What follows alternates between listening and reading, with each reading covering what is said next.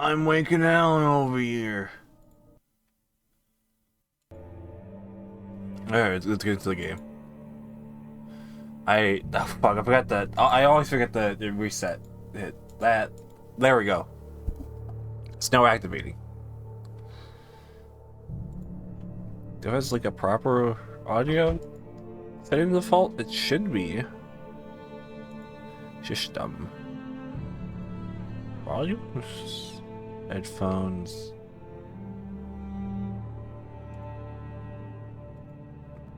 Yeah, I don't know why, like, the headphones I have on are the default device for audio. So hopefully next time I won't have to reset it. Anyways, Alan Wake. Previously on Alan Wake, Alice has been kidnapped. Alan, please help me. Alice? You'll do exactly what I say if you ever want to see your wife again. I can't tell anyone except my agent Barry. Damn it, Barry, they'll kill her. You're my best friend, and I'm worried that you're not right in the head. The ransom is a manuscript I supposedly wrote that's coming true before my eyes. It happened just the way it was on that page. So dark. I have found only a few scattered pages. I want the entire manuscript. The deadline is in 2 days. I found Mr. Wake's pages. Good girl. A ransom. How the hell did she get her hands on the manuscript anyway? I don't know. She's resourceful. I told you you were too hard on her. Listen, I found out all sorts of interesting stuff while I was digging around. Yeah. Mr. Wake, it's Sheriff Breaker. We have an FBI agent here, Agent Nightingale. FBI.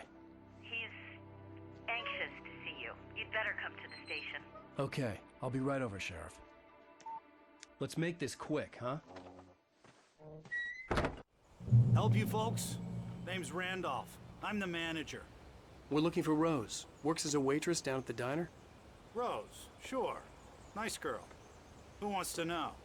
I'm Alan Wake. The writer, huh? I heard on the radio you were visiting. Well, I'll show you her trailer. That Rose, she's a nice girl. Always pays her rent on time. As I was saying, Al, I found all sorts of weird stuff from the local newspaper's archives. This place is crazy. Disappearances, mysterious deaths, urban legends come true, and get this, most of this stuff takes place around Cauldron Lake. Well, you ain't wrong, mister. The Indians thought the lake was a doorway to the underworld. I'm the God-fearing type myself. I don't hold with that sort of thing. Yeah, okay. Anyway, there was an island there owned by a guy called Thomas Zane. Now, some of the articles I found about him make him out to be a famous writer, but I ran a bunch of searches, couldn't find a single thing he wrote. Zane was heavily into diving, so much so that the place came to be called Diver's Isle. But the volcano under the lake erupted in 1970, and Zane went down with the island. Hot dogs.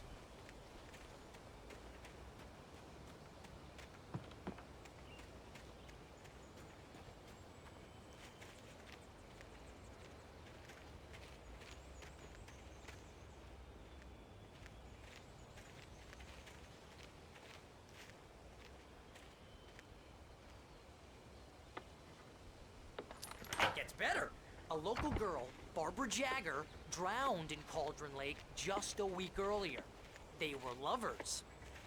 Sure, Jagger's a local spook story. The Scratching Hag. Comes for you in the dark.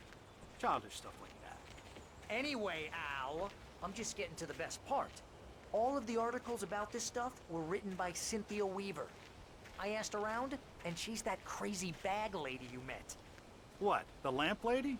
She can be a little loopy, but she's not homeless or anything. Yeah, anyway, she knew both Jagger and Zane before they both died, and she had some kind of a breakdown.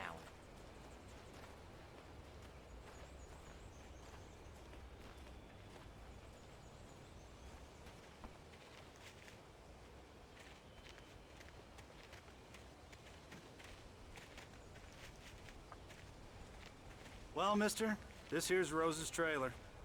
You mind me asking what you want with her? We're just here to talk to her, pal.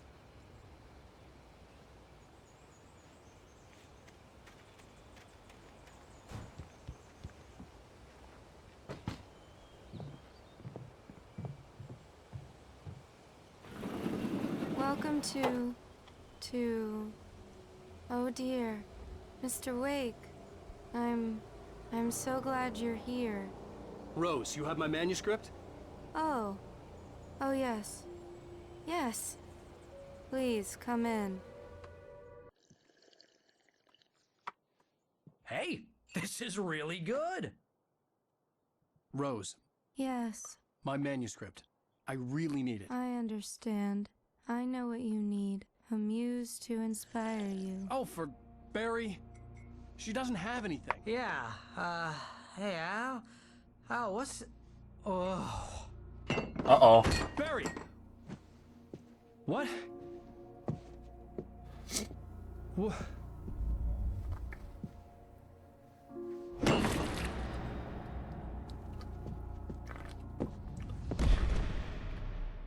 That's that damn old lady. It's coming for you, hiding in my barber's skin. I'm too weak to stop it. You must turn the lights on. I promised I'd come visit you and your lovely wife. You must finish what you started. I insist. You must turn the lights on. Turn the light on. What? Back to work, boy.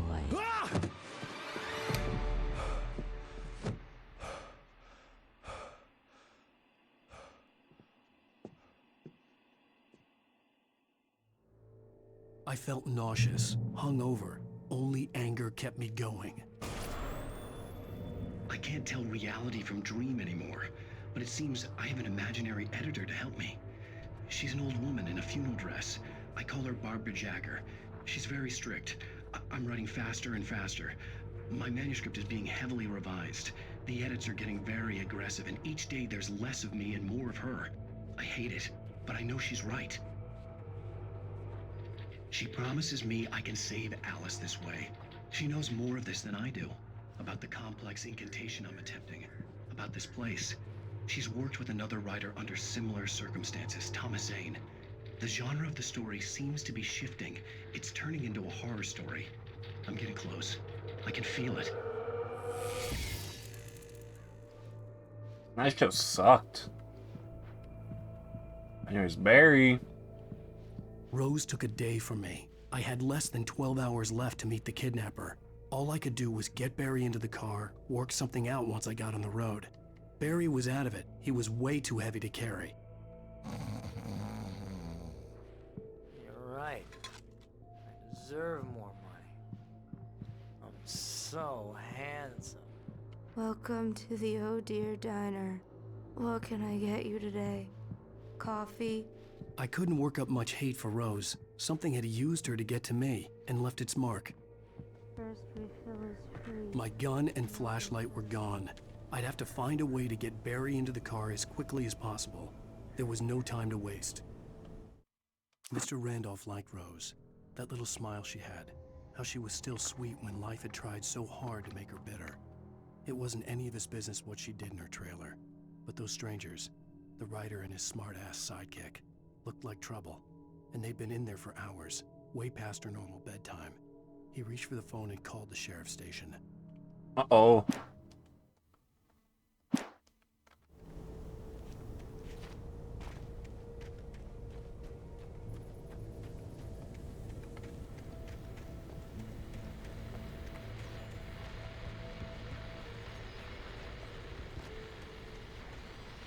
I just stepped outside to catch a breath of fresh air. Let me tell you, the weather's getting heavy.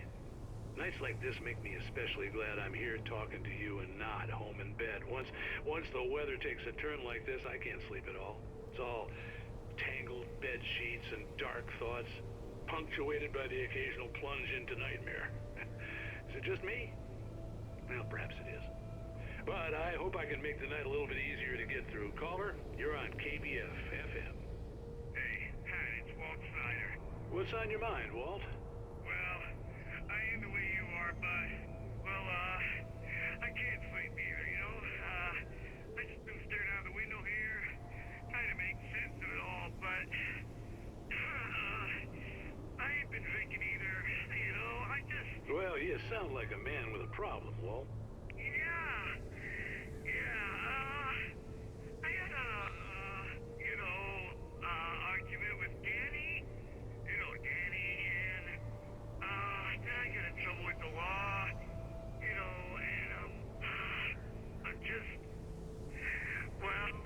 something like that, Walt? Yeah. Well, you know, Daddy's my best friend, and, they let me bail today. And now I'm just alone here at the window, waiting. Man, and there's something in the air tonight, man. I was just outside looking up at the sky above our broadcast tower thinking the same thing. What are you waiting for, Walt? I don't know. Something's gonna happen. I think I better go. Well, Walt, maybe... No, thanks, Pat. Well, good luck to you, Walt. Hang in there. Let's take a little break, folks. This weather's really something else, huh? How can I be sure that you will walk away?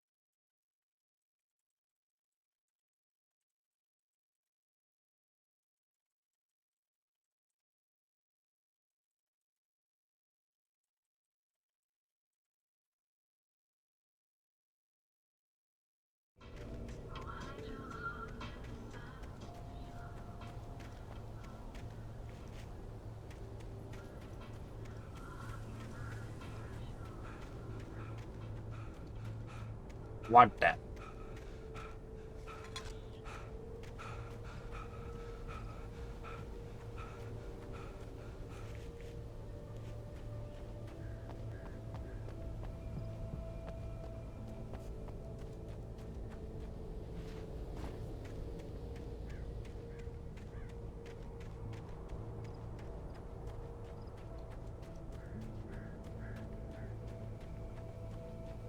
Oh, you're gonna get it now.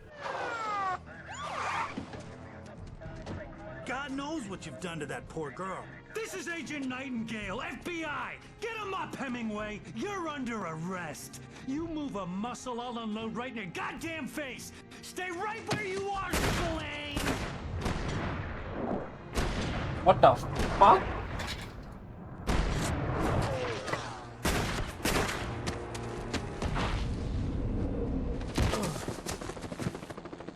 What are? I'm standing right here, you goddamn maniac!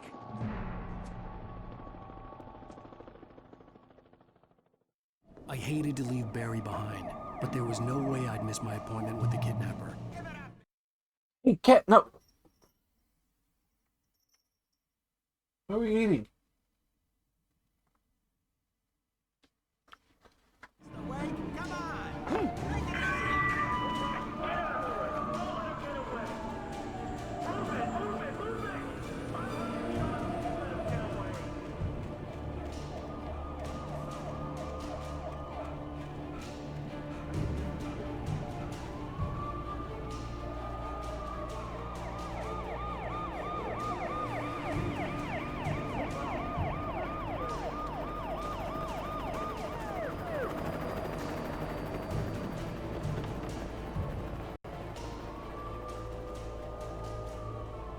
Stop running!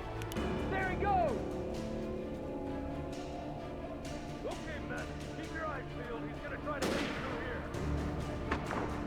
Oh, damn.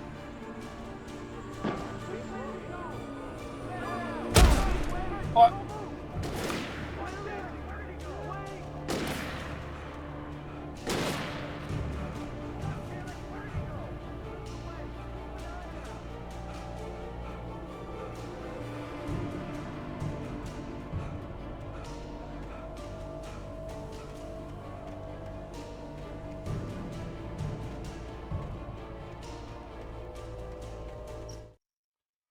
Yeah, now is not the time for it. Hey.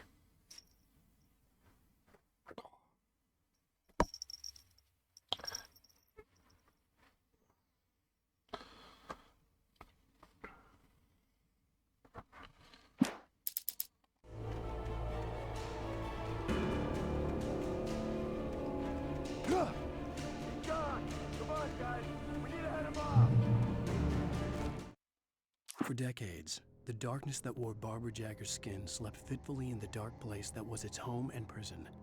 It was hungry and in pain. It dreamed of its nights of glory when the poet's writing had called it from the depths and given it a brief, terrible taste of power and freedom. The rock stars had stirred it from the deep sleep the poet had sunk it back to in the end.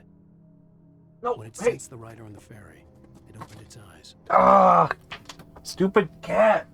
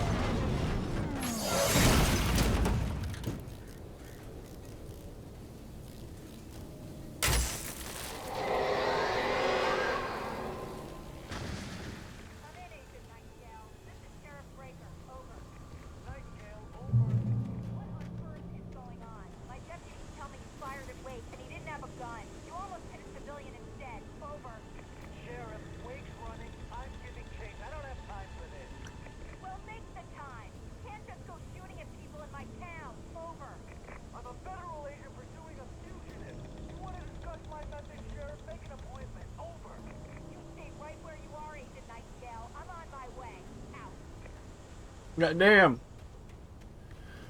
What did I do?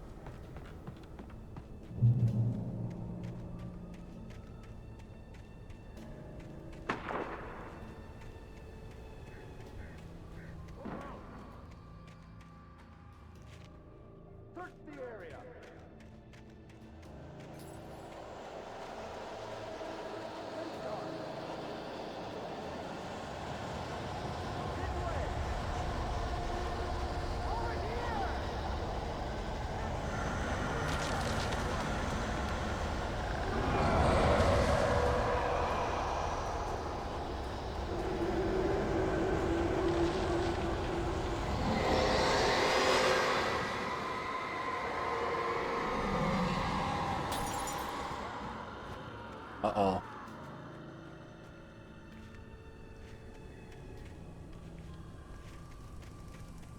This horror was everywhere I went, circling me. The cops didn't stand a chance. They were after a writer, not a monster. Wait, are you seriously telling me that geek writer just took out my deputies? Are you kidding? I mean, have you seen this guy? He wears a tweed jacket. Over. He's the guy we're chasing. If it's not him, who then? Bigfoot? Over. I don't know yet, but I'm not in the habit of jumping to conclusions. That tends to come back and bite you in the ass. Out.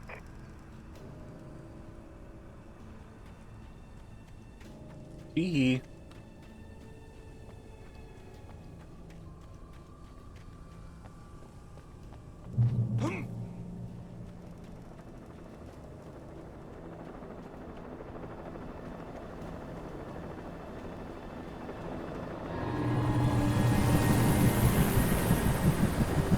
You on the ground. Hold it right there. There's nowhere to run. Freeze!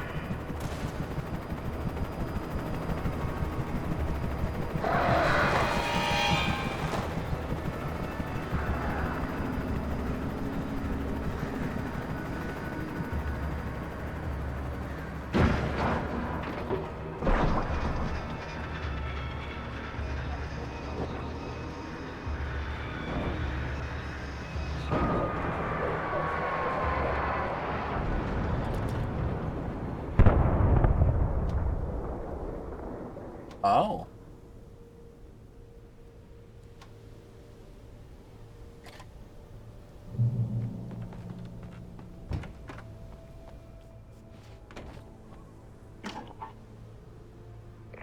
This is Jane. Mulligan, Thornton, come in. Over. Thornton here. Jane, we got both Wheeler and Rose in custody. They didn't put up a fight or anything. Why, they were... Hey, what are you doing? Come on! Sit down and give me that. Jane, Mulligan here. Over. Go ahead, Mulligan. Over. We got Wheeler and Rose here. Wheeler's drunk or hopped up on something. Speaking of which, that Fed had a pretty distinctive whiff of Otis Scotch about him, you know what I mean. Over. I don't have anything on that, Deputy Mulligan. Over. Well, whatever. Anyway, Rose is just being plain weird here. You better get Doc in to take a look at both. Over. Gotcha. You better get them here quickly. The Fed's gonna want to interview Wheeler. Over. Oh yeah, I bet he does. Looks like they have a lot in common. Mulligan out. Any tools to use? No.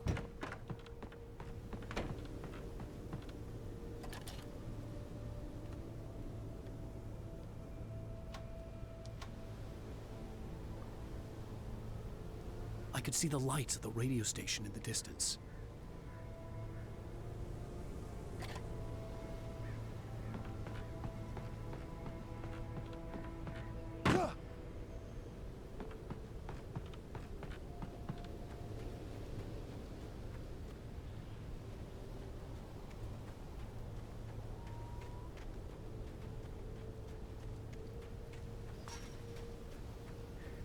I imagined that the broadcast tower in the distance was part of the local radio station. Maine seemed like a decent guy. Perhaps he could give me directions to the coal mine.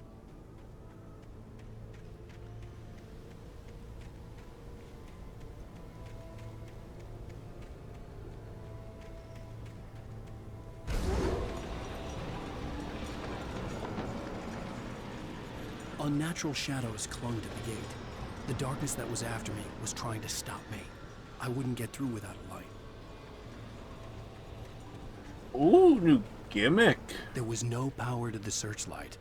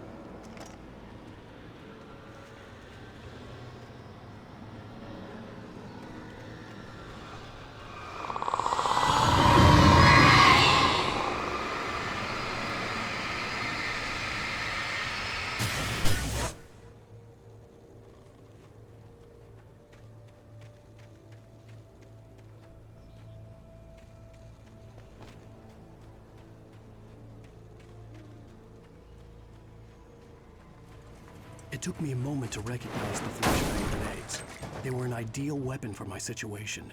Team 1, come in. Over. Team 1, this is Sheriff Breaker. Report. Over. Team 2, come in. I need a report. Over. Uh-oh. Come on, guys. Talk to me. Come in, please. Over.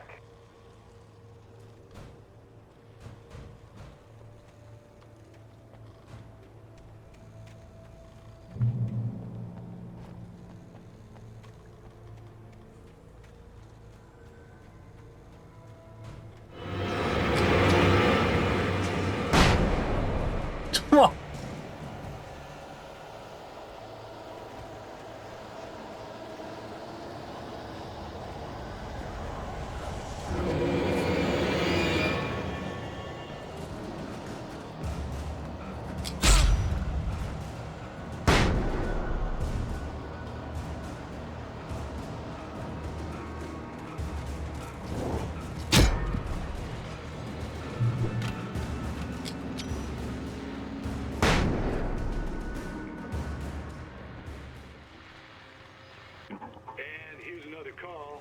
You're on KBFFM with Pat Maine. It's Milt Peabody, Pat. What's on your mind, Milt? Well, I live near the trailer park, Pat, and there's a big ruckus going on over there. Well, that's just up the road from me, too. What's going on, do you know? I don't know, but there's a bunch of police cars there, lots of sirens, a helicopter buzzing around, and I think I heard some gunshots. Gunshots? Yes, sir, like from a pistol. So can you find out what's going on? Because it's just next door and they're popping off guns there. They're still shooting? No, it was maybe 10-15 minutes ago. It sounds serious, Pat. I'm telling you, it don't sound like no party. Well, I'm certainly going to give the station a call, Milt. Okay. You'll hear it here as soon as I hear from them. Okay. Message.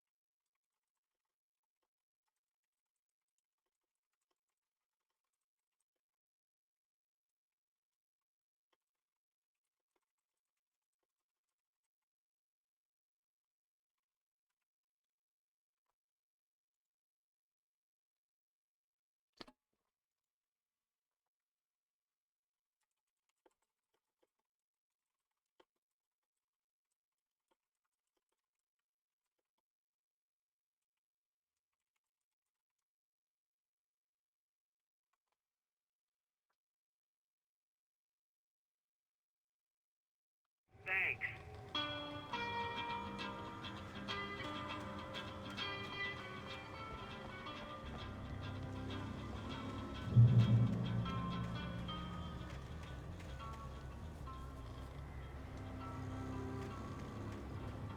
Age.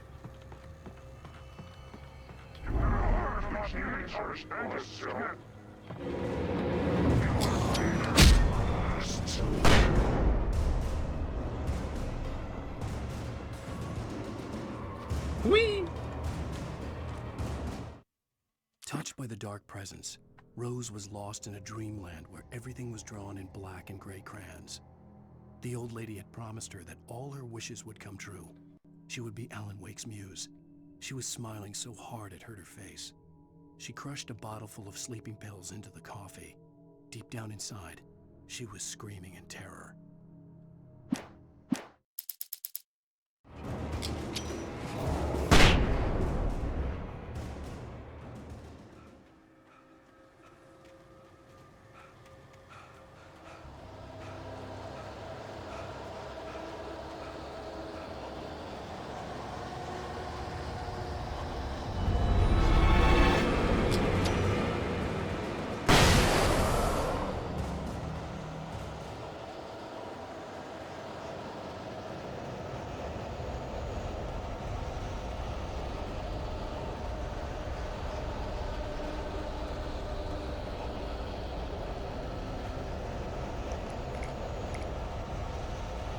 Any more?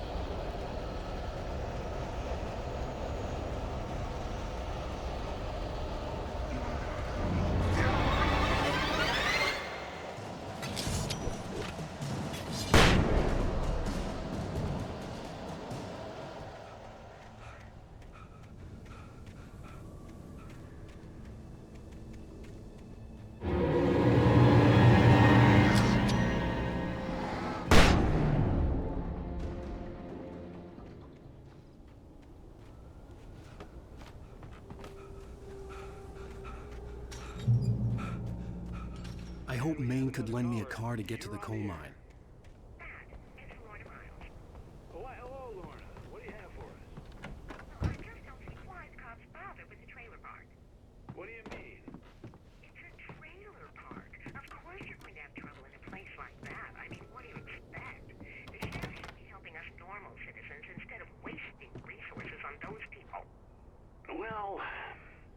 Let the trash sort themselves out. I'm sorry, but my granddaddy settled in Bright Falls in 1911. Well, thank you very much for that, compassionate viewpoint, Lorna. Oh, here's a little surprise. The famous writer Alan Wake just walked in. Folks, I'm gonna see if I can talk him into an interview. Come on in, Mr. Wake. Oh, I'm so glad you could find the time to do this, Mr. Wake. Nowhere to run now, Dan Brown. You back away from me. Don't hurt it. Whoa, whoa, whoa. Everyone calm down. Put the gun down. We're all friends here, right? Cool your jets, Nightingale. We got him. Judas Priest! What the hell's the matter with you? There's a civilian in there.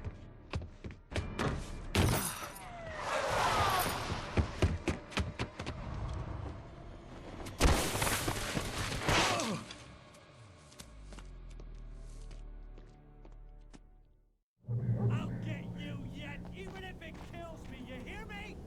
You hear me, H.P. Lovecraft? I had fallen off so many cliffs it was ridiculous. That's what you get for naming a book The Sudden Stop. It was probably good I hadn't had the chance to tell Maine where I was going. I'd have to lose the cops and find my own way to the mine. Nightingale stared through the broken studio window into the dark woods. He turned around, started to walk out, but Maine grabbed his arm. "Young man, you almost shot me. You don't shoot off rounds at people like that. What's the matter with you?" Nightingale shook his arm free, marched out. His cheeks burned with rage and humiliation. Fucked up.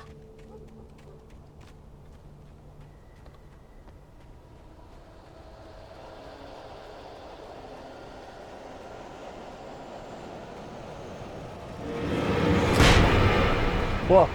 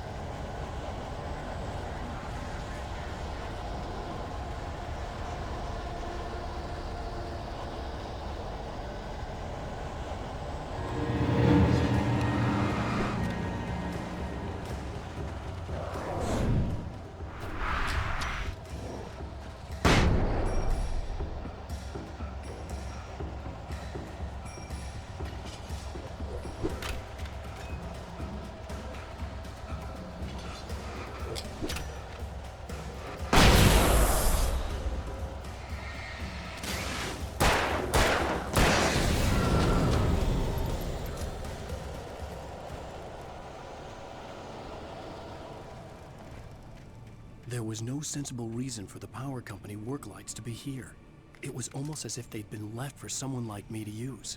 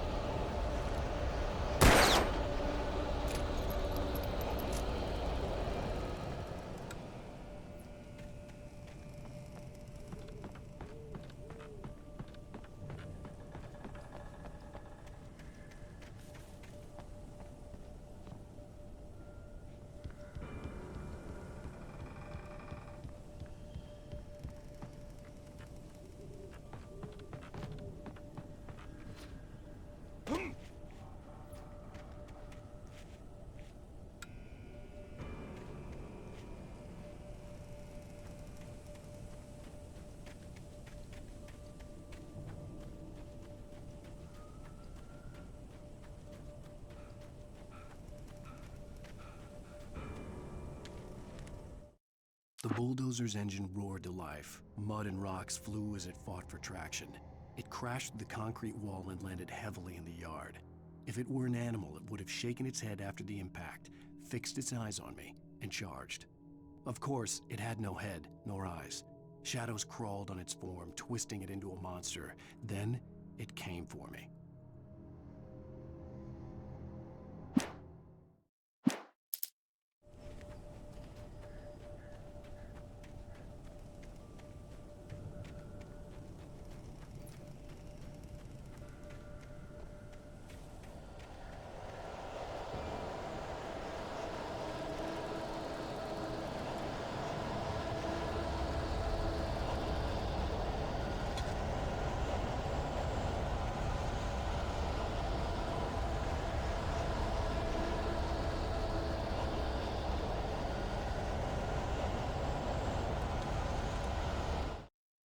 Sarah trusted her gut, and her gut said Agent Nightingale was an asshole.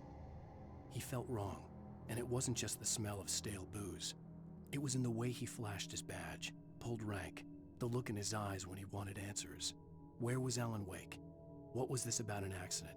Where was his wife? And most importantly, why did she let Wake go? He wouldn't answer her questions. Federal business was all he'd say.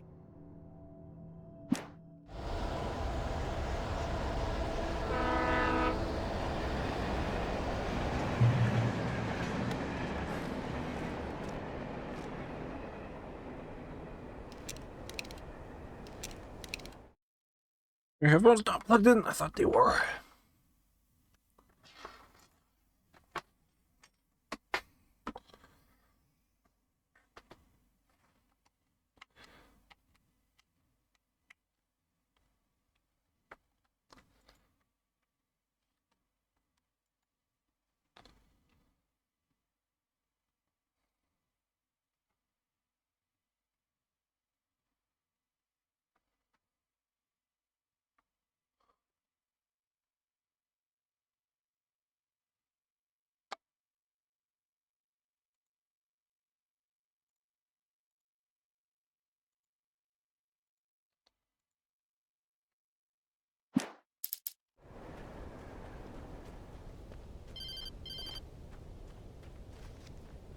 Hello?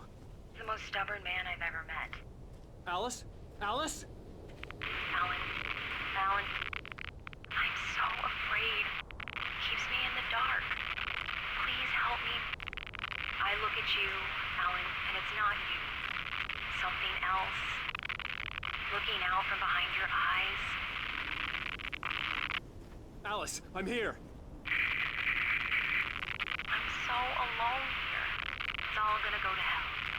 You need to be careful. Cooperate. The connection had been terrible, but that wasn't the only thing that hadn't been right with the call. She sounded wrong somehow, but she had called me.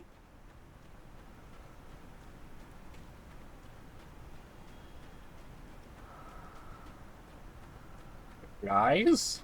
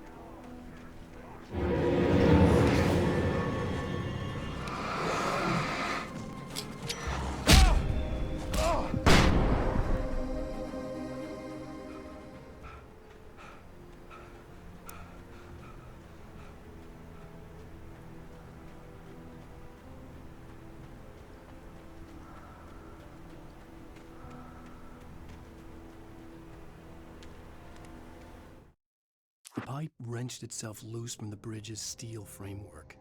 Wrapped in darkness, it floated in midair, twitching. For a moment, I didn't understand what I was looking at. The heavy object lurched at me with impossible force. I threw myself out of the way, but just barely. When I turned my flashlight on it, it shook in a dark rage before it flew at me again. I could see a railway bridge up It's ahead coming up. and a warehouse of some sort on the opposite shore. I hoped I could find a car from there.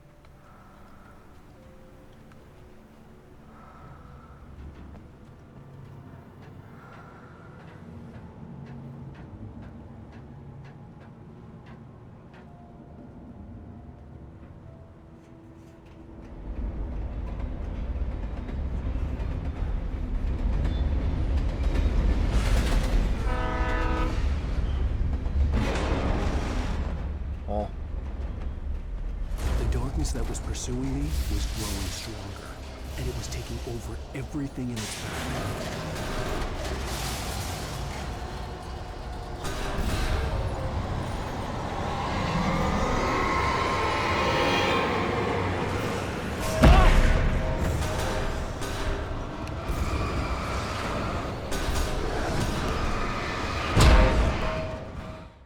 Ah, I see what's happening now. House of some sort on the opposite shore. I hoped I could find a car from there.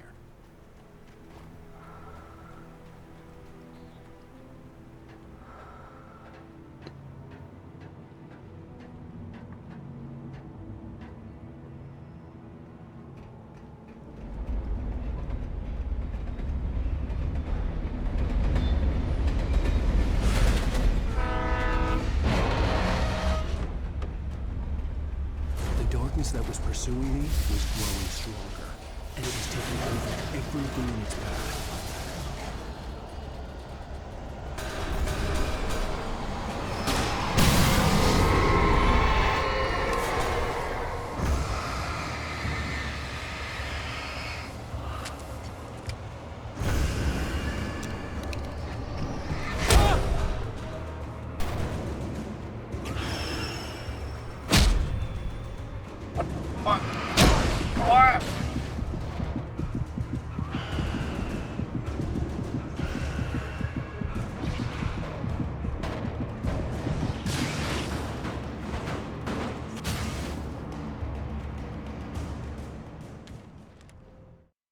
I slammed the door shut right in his smug face. He pleaded for me to open the door. True to form, the asshole actually thought I would obey. I had no sympathy left, no guilt either, not for him. I took a moment to savor the scream. I bet I had a smile on my face. It was all that I had time for. The dark presence was inside the lodge with me.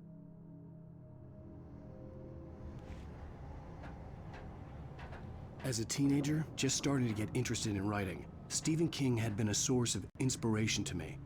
I thought about all the inanimate objects that had come to life in his books. No one is safe in a good horror story. Certainly not the protagonist. That's what makes them fun. This was anything but. The darkness could possess anything, and it was getting closer.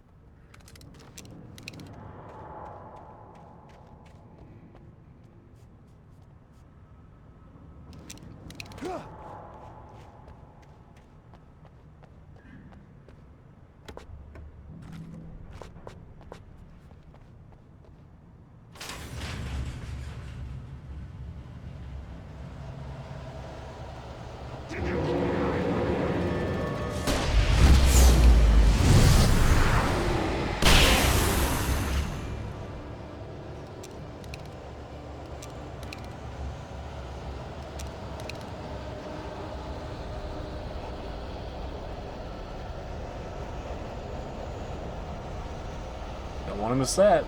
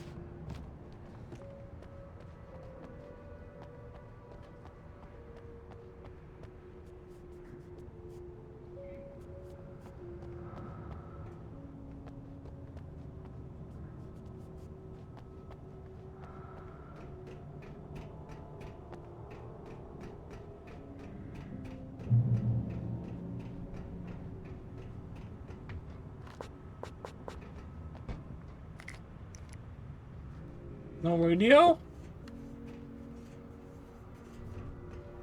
Oh, but TV, yes. We take the facts of our existence for granted, unaware that they are merely a thin veneer of desperate self-delusion, covering a vast cosmos of madness and horror. All too often, the stars are right. In Night Springs.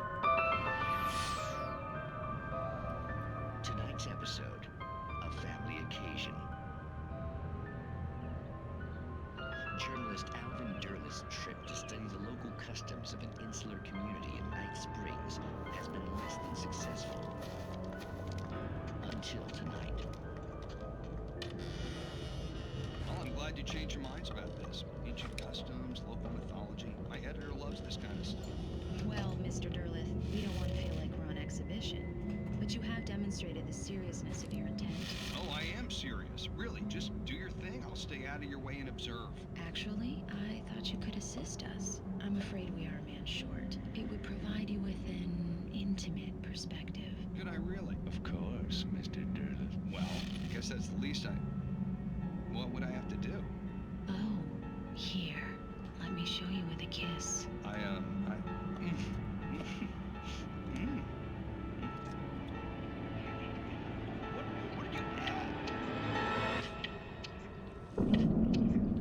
What? Oh, Mr. Derleth, you have well pleased Nixie Perka, the dweller in flesh. Your body shall host his 1,000 young. And shall be glory.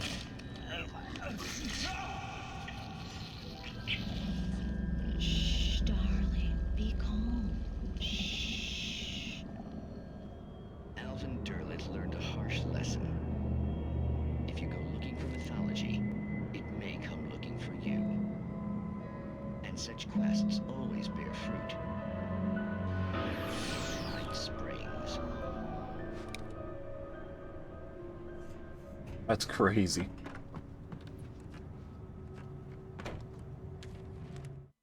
The darkness surged towards me, sucking everything loose from the ground into its depths, tugging at my clothes. I saw the flare the kidnapper had dropped and threw myself towards it just as I felt my feet leave the ground. The darkness embraced me with the force of a tornado. Somehow I managed to light the flare. The darkness roared and cast me away. I fell toward the dark waters of the lake far below.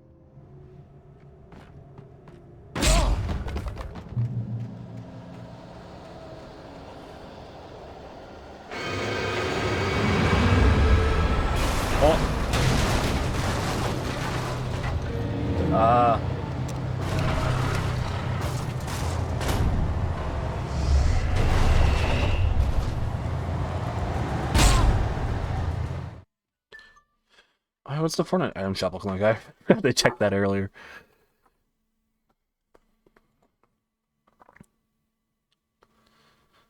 Alright, still garbage? Cool. Anyways, back to...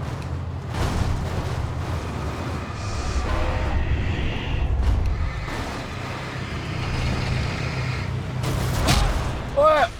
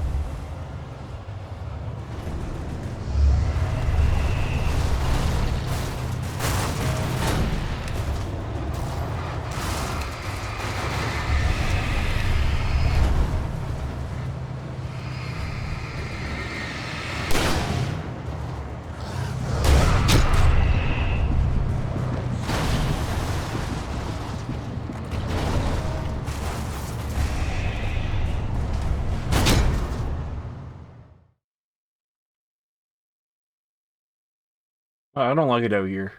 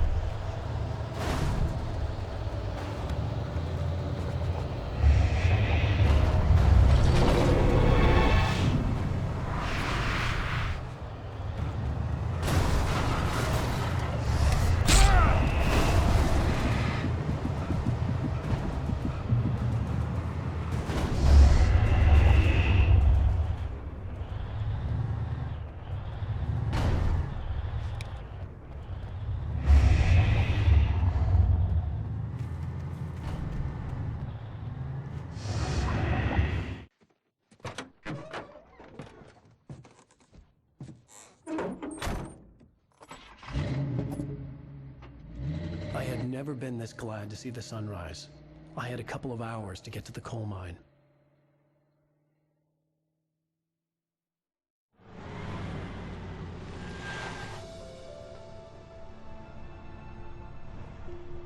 The coal mine wasn't far now.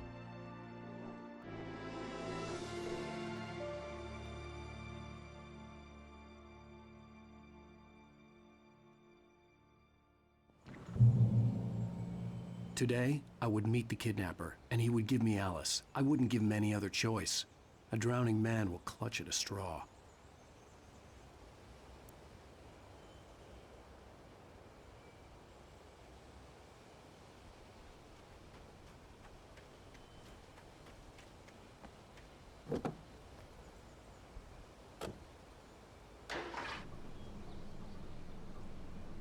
Little by little, without realizing it, I'd come to believe that the story in the manuscript was coming true. The current of its narrative had taken me deeper and deeper into dark waters. Alice had been taken from me. Barry was probably in jail. I was a fugitive from the FBI. The whole world taken over by the dark presence was trying to destroy me.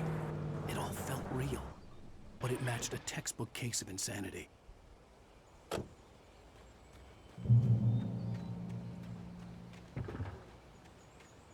Actually, I can steal somebody else's vehicle. Oh, cool.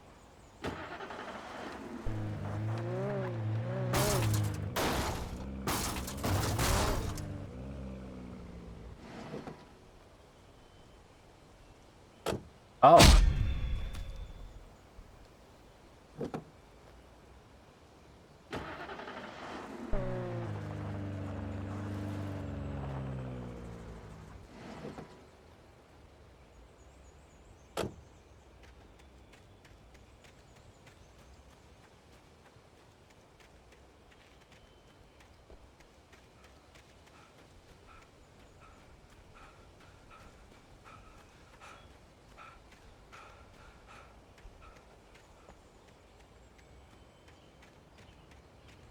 The bridge is broken.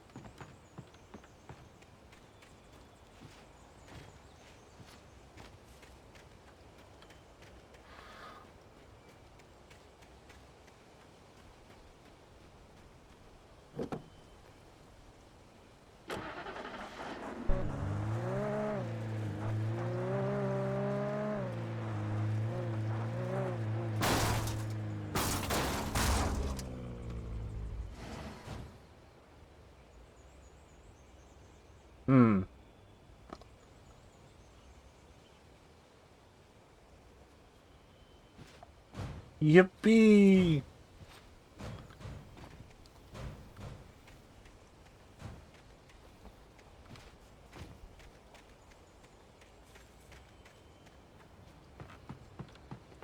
Well, it's that guy's fucking vehicle, I guess.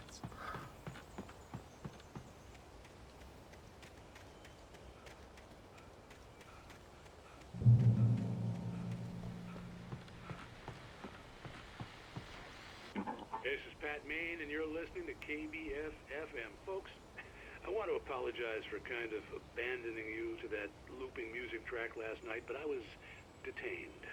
You see, I encountered a big-shot G-man with an itchy trigger finger who could use a lesson in manners and a boot in the ass. Not necessarily in that order either. Now, folks, I know I'm not being very informative here, and I apologize for that.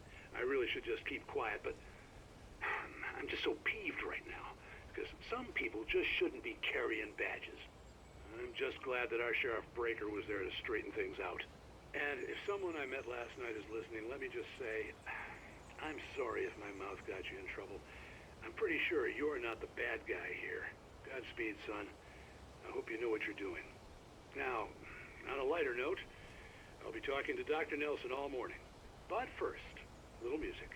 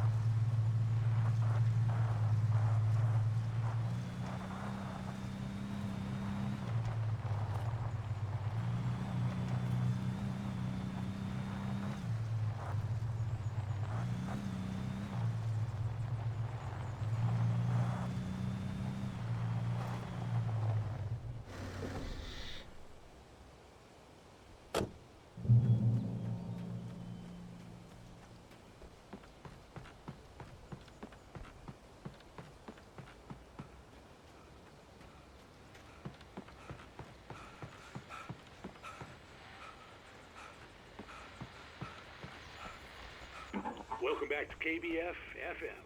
Hope you enjoyed that tune. Now, Doc, you were talking about life and finding that special someone, that soulmate. Well, you were talking about that. I was saying I don't buy it. Well, see, to me, that's strange, because I always pegged you as a hopeless romantic. You got me there, Pat. But I think love's where you look for it. And you need to do a lot of looking, sure. But the idea that there's that one special person out there for you, and if you miss that chance, it's gone forever, and you're forever incomplete. I mean, isn't that depressing? Or, heck, childish even? There's plenty of fish in the sea. And apparently a fisherman has a fishing analogy for everything, but what you're saying, isn't that a little harsh? Well, no. What I am saying is that your potential for finding that connection isn't limited to what's essentially a chance encounter. How is that harsh? Yeah, well, I guess that's a nice thought, but let me say something personal here. Okay. Now, well, I don't disagree with you exactly, but I can't really fit that together with what I feel, what I felt for someone, because she was the one. She was. And I let her drift away from me. Maybe I didn't put in the work, I don't know, but, well, since then, and it was a long time ago, but since then, there hasn't been anyone, not like her. And I'm not saying I dwell on her or haven't moved on. I like my life. I'm not living in the past, but I do miss the way she completed me. You can't argue with the heart, Pat. I'm sorry, folks. I had kind of a scary experience last night, and let's just say it's shaken a few things loose.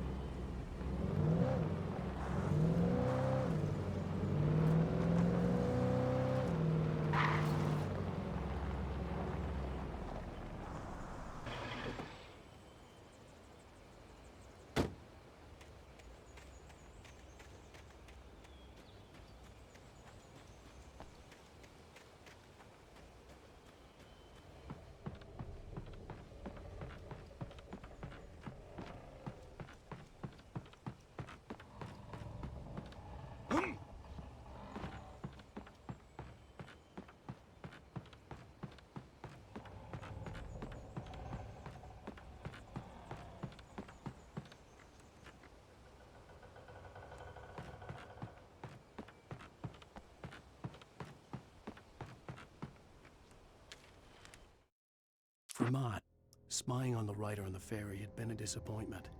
His boss had made Wake out to be something special, but Mott hadn't been impressed. He'd gotten a good long look at the wife, though, and he liked what he saw. Mott had fantasized about goading Wake into a fight, but it hadn't happened. Still, he'd get his chance to see if the writer had anything in him. He'd been promised as much.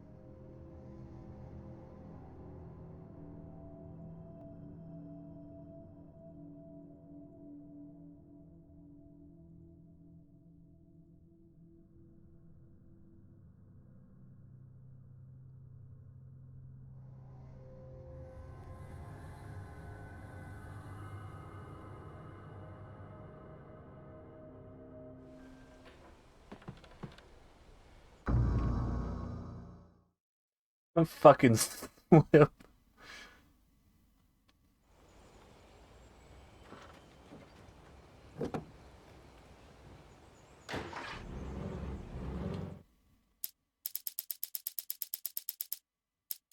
For Mott, spying on the writer on the ferry had been a disappointment.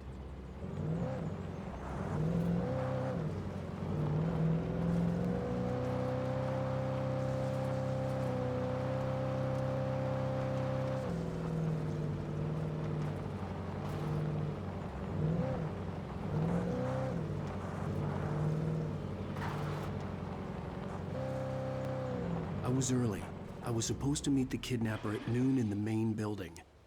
The coal mine was quiet. It was a museum now.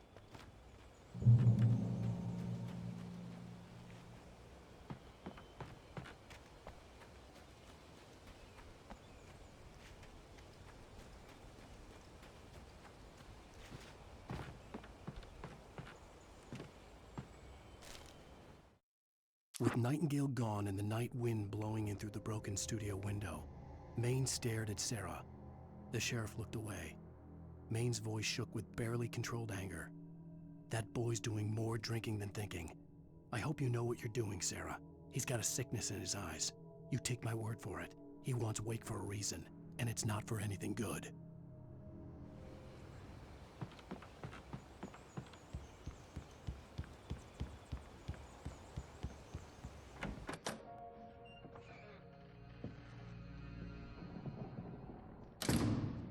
I didn't want to go outside.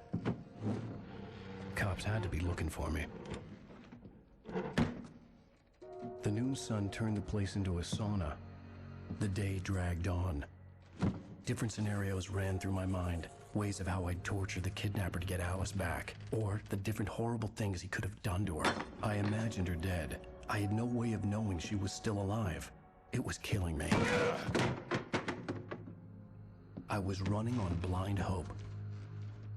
It was all a waste of time. The bastard never showed up.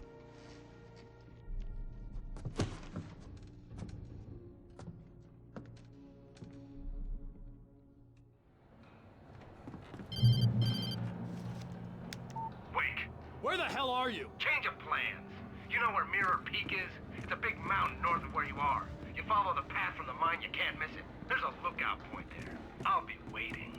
I'm through being jerked around by You you. want to see your wife alive? Because if you do, you better watch what you say to me. Do we understand each other? I want to talk to Alice. Yeah, and I want the manuscript. Don't keep me waiting, Wake. Hello? Hello? Ah! I'm gonna kill him. I had to get to Mirror Peak.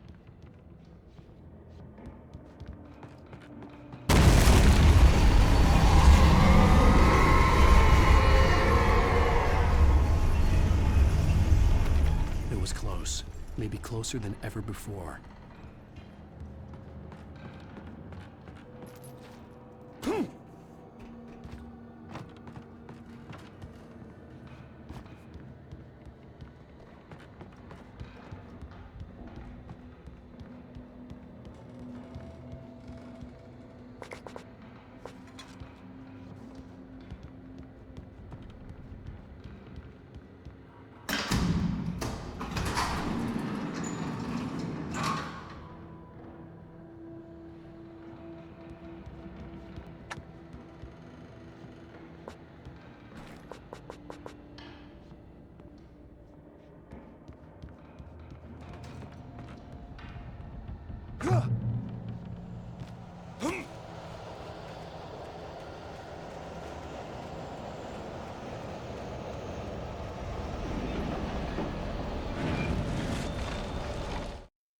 When Thomas Zane fell for Barbara Jagger, it happened fast.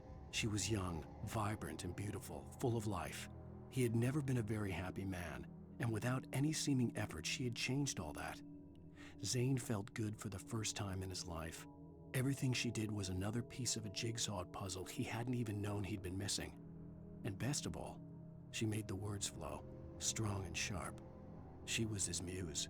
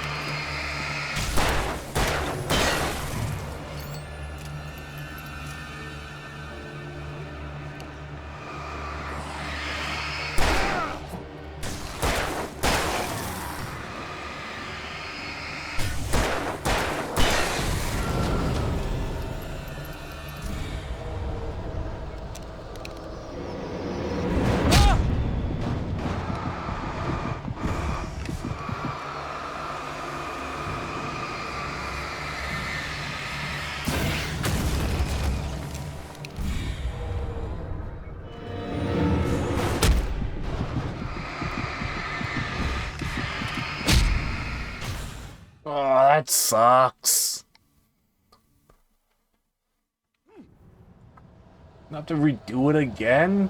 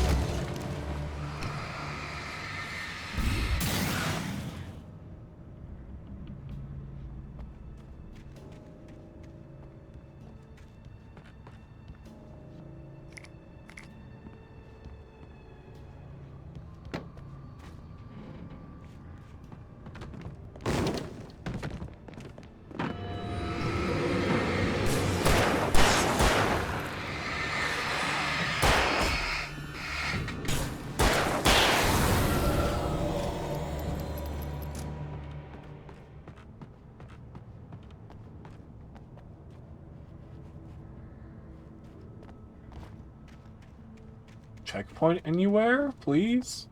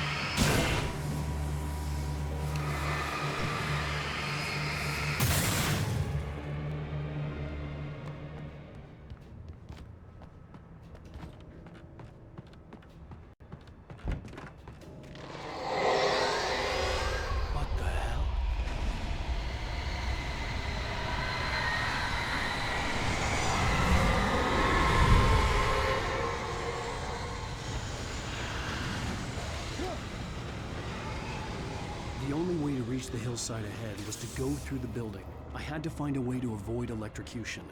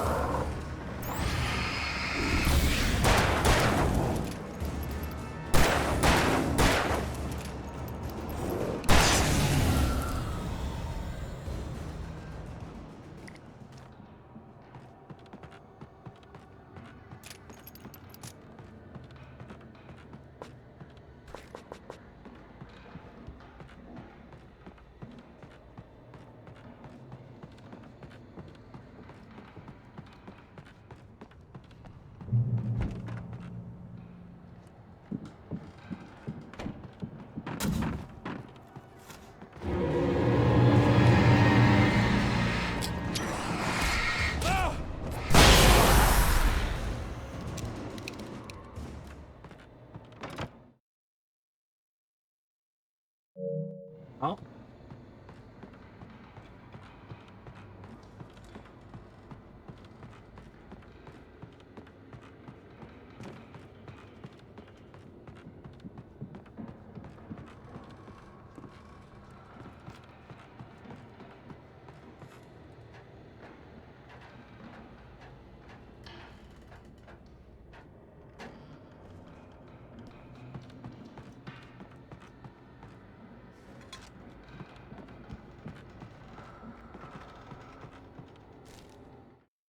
Some of the Taken retained echoes of their former selves, but these were just the nerve twitches of a dead thing.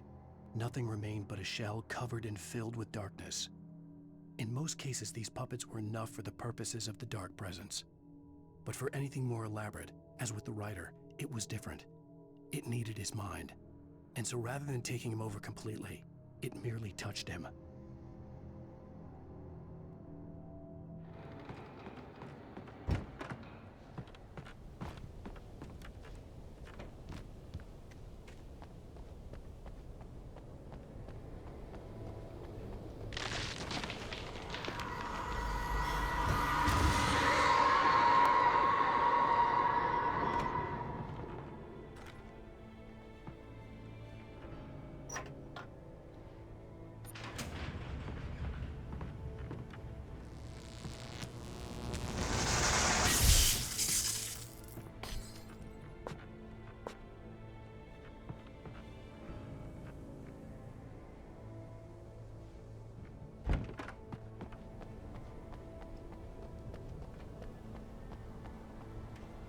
There was no way the flashbang grenades were standard power company equipment.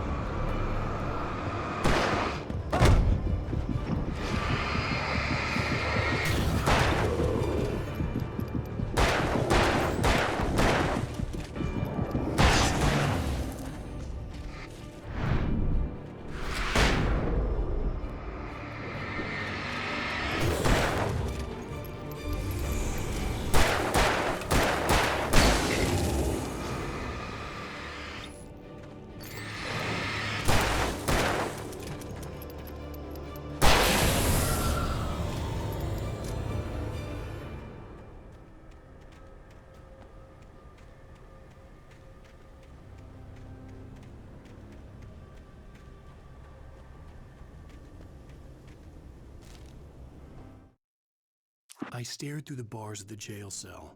Barry stood behind me, swaying on his feet, looking as ill as I felt. Agent Nightingale stood on the other side of the bars with Sheriff Breaker. Nightingale had a stack of manuscript pages in his hand. He seemed unhinged as he gloated. "Well, I've got you now, Raymond Chandler. It's all here. All the evidence, including conspiracy to murder a federal agent." What did I do?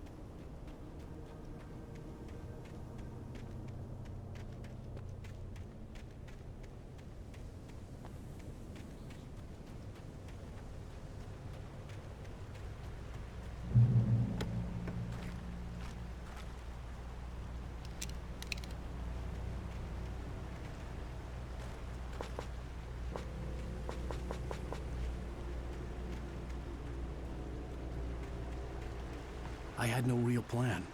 I was going to give the kidnapper all the manuscript pages I had for Alice. If that wasn't enough, I'd hold him at gunpoint and make him talk.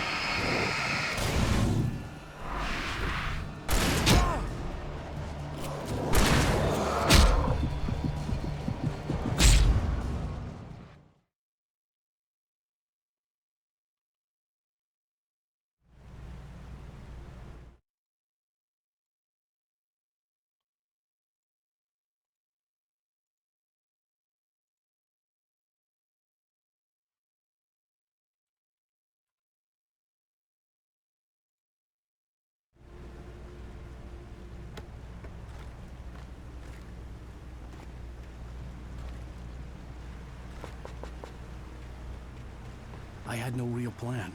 I was going to give the kidnapper all the manuscript pages I had for Alice. If that wasn't enough, I'd hold him at gunpoint and make him talk.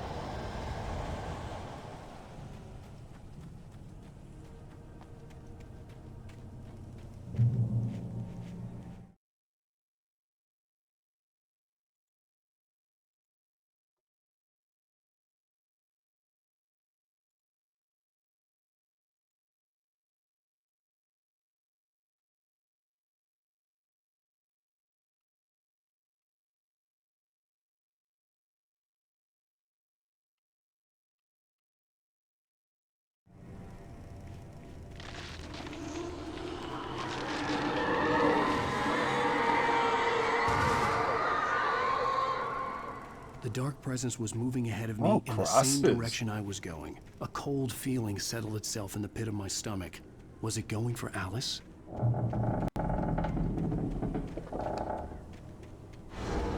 The graveyard shift may cause cancer.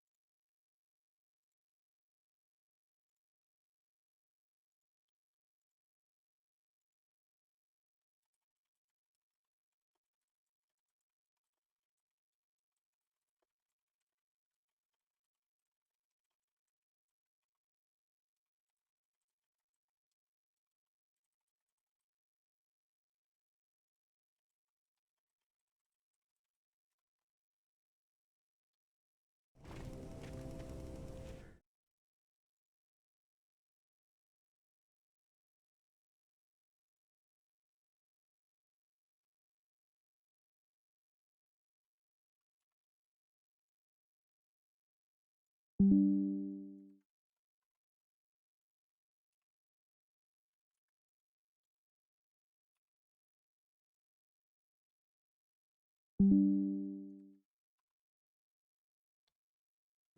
place was dead, a ghost town.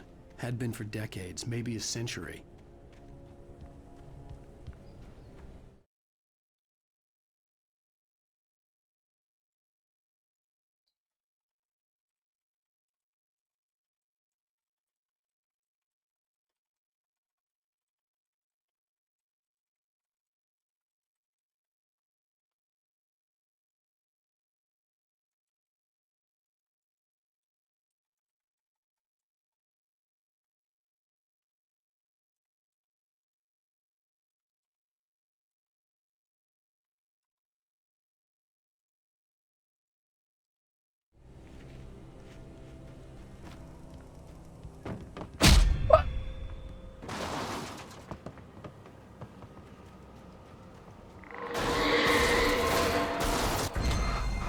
Oh.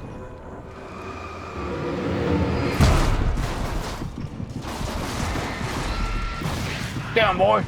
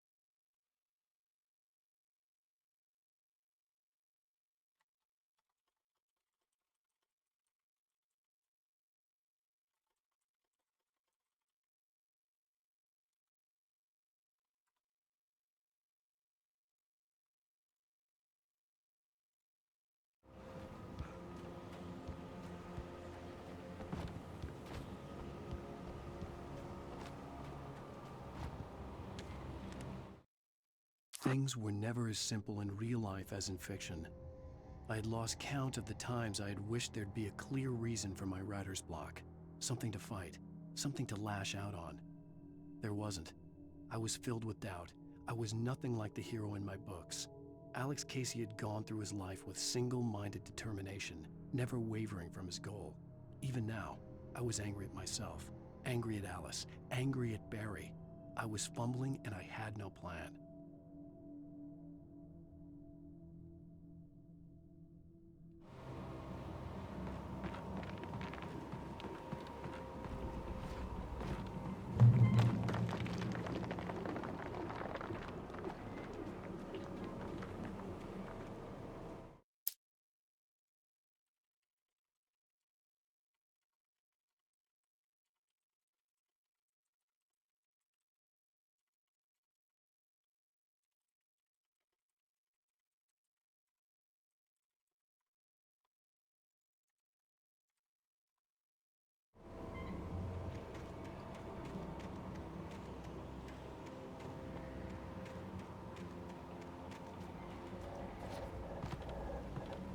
I want that.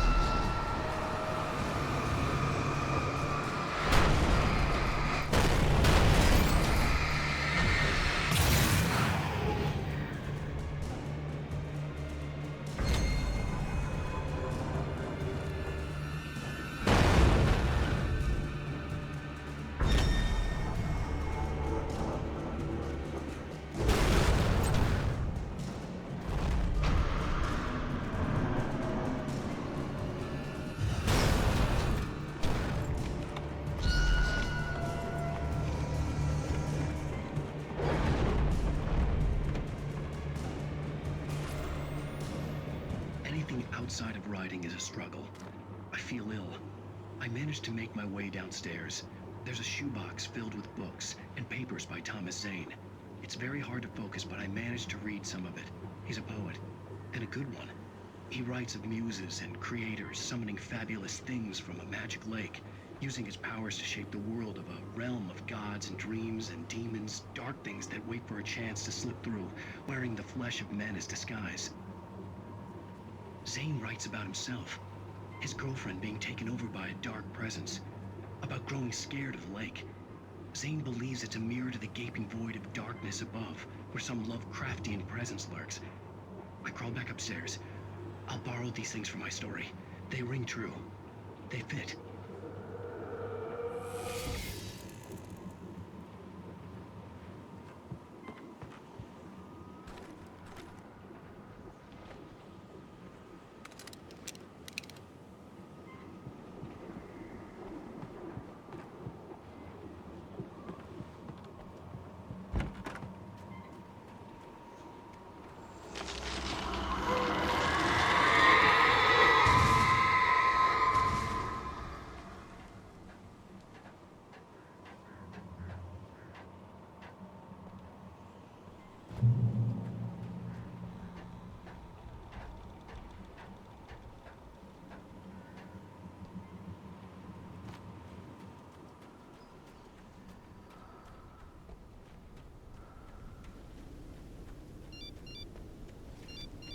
The kidnapper had sent me a text. The message was full of spelling errors and insults.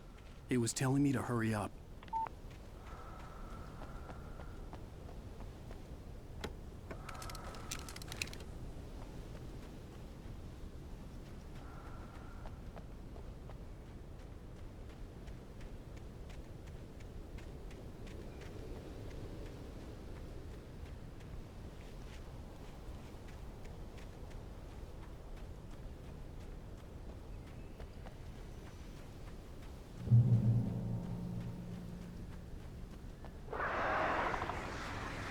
Birds.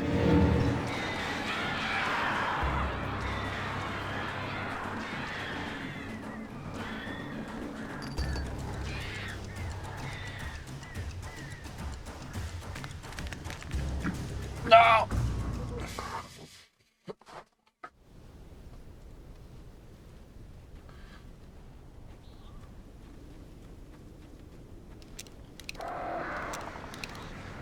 Birds.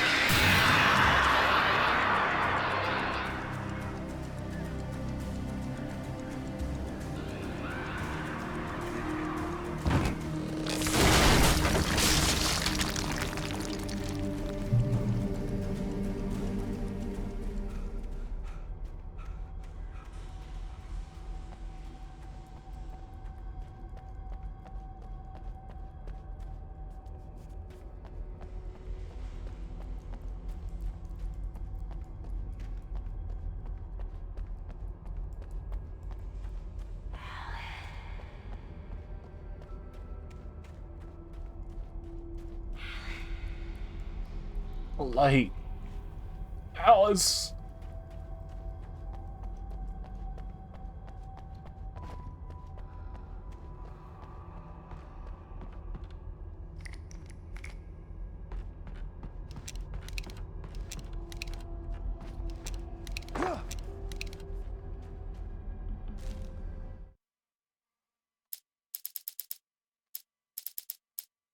Even behind the closed doors and curtains of his grimy room at the Majestic, the local motel, Nightingale could feel the locals' eyes on him, the unrelenting pressure of their judgment. He forced it out of his mind, For all he knew, they could all be under Wake's spell already. You do what you have to do to get the job done. He took comfort from the bottle in his hand. Please, he thought, just let me get through this.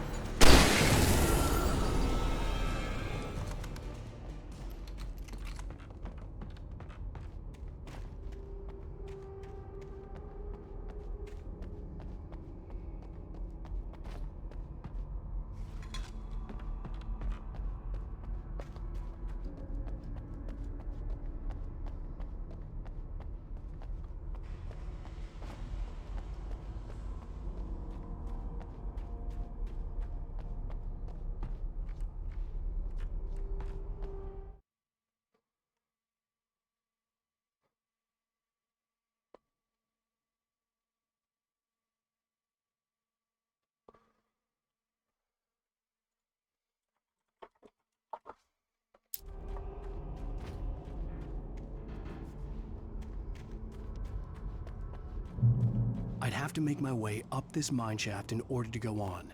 Maybe the machinery could help me with that.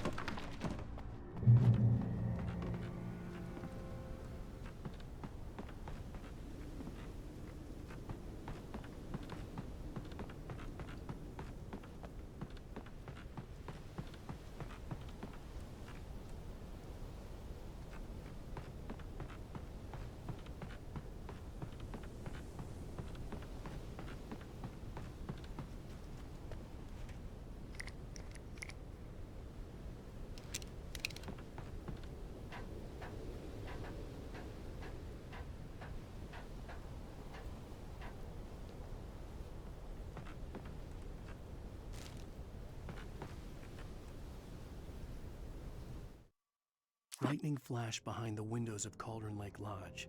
Tor Anderson laughed and held the steel hammer above his head. Nurse Sinclair was trying to calm him down without success. Tor grinned madly and shouted, "My hammer's up. Here's a friendly poke from Molnir, wench." He brought the hammer down with all his might on Sinclair's head. "We're on a comeback tour, baby." Now I want to see that happen real bad.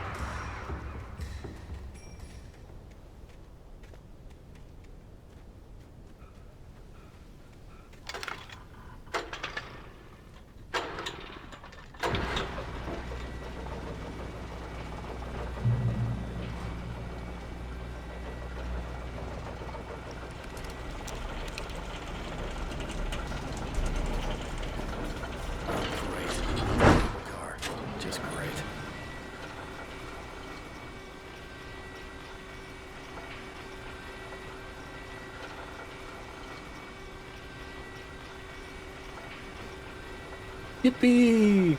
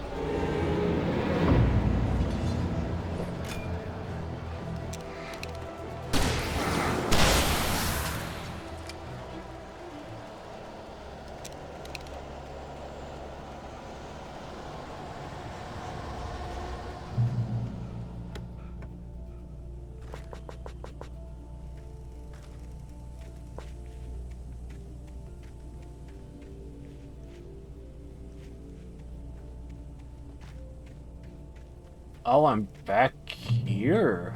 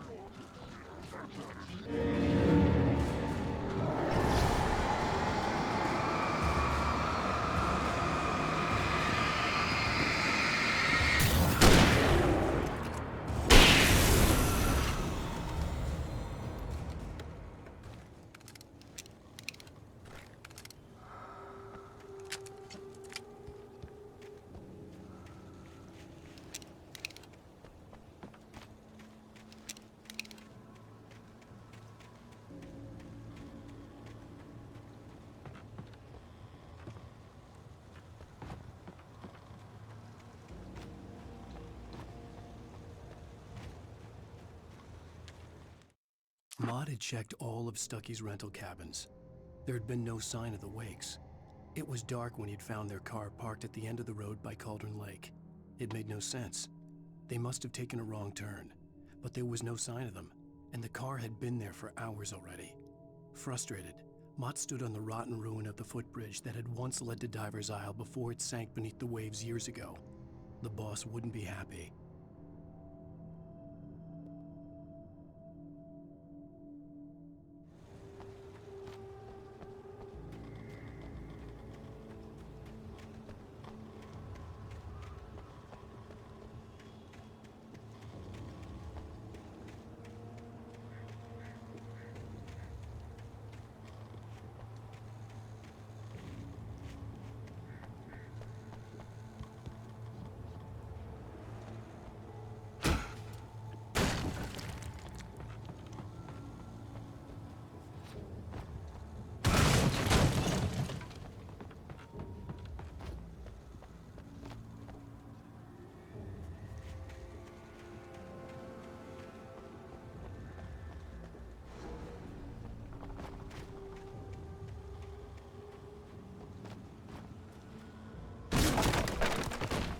Anybody home?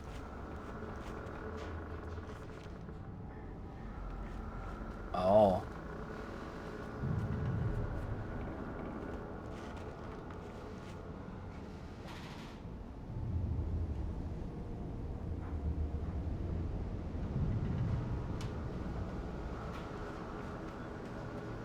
I don't think they were okay.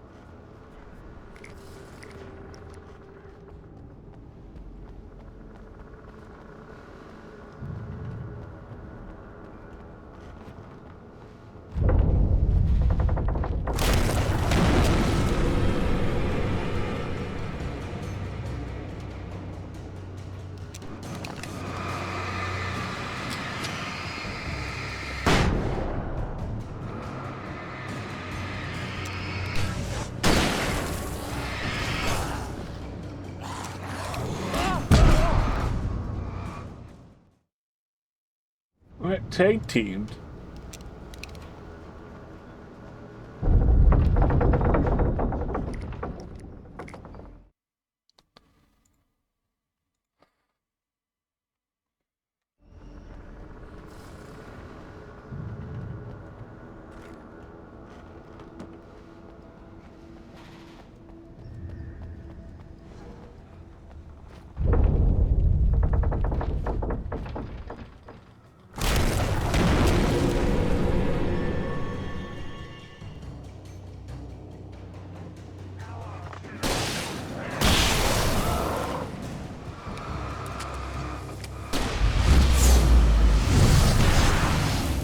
Get fucked.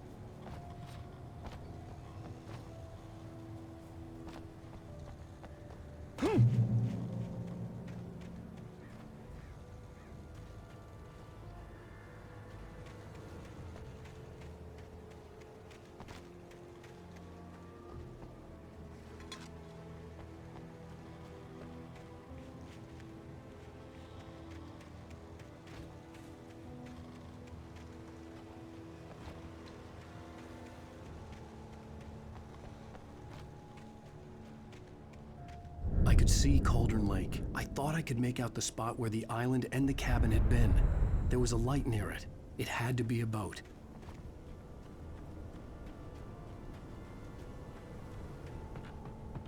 I was close now. I had to get there fast.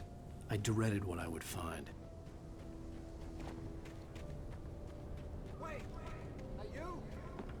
Wait! Hey, I'm here! I'm coming! No! Get away! Sorry. Please, wait! The boss didn't know who he was messing with. I didn't know. I swear, I didn't know. We don't have a wife.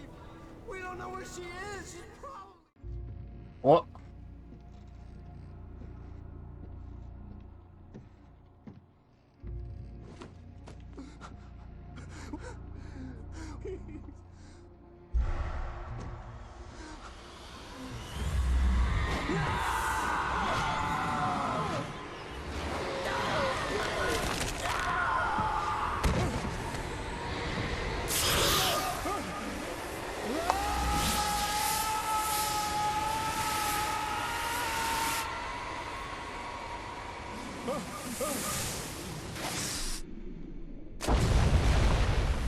My flashlight.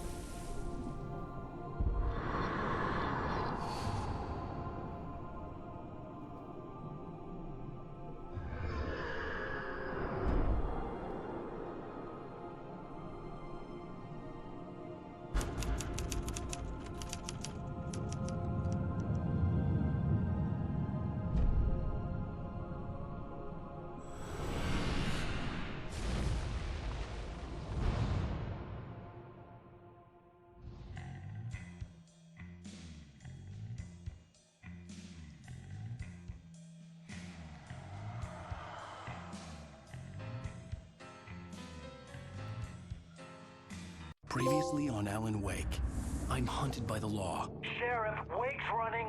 I'm giving chase. Are you seriously telling me that writer just took out my deputies? A thriller I supposedly wrote is coming true. The genre of the story seems to be shifting. It's turning into a horror story. I was told that Alice had been kidnapped, but that was a lie. We don't have his wife. We don't know where she is. Her purported kidnapper was eaten up by the dark presence before it attacked me.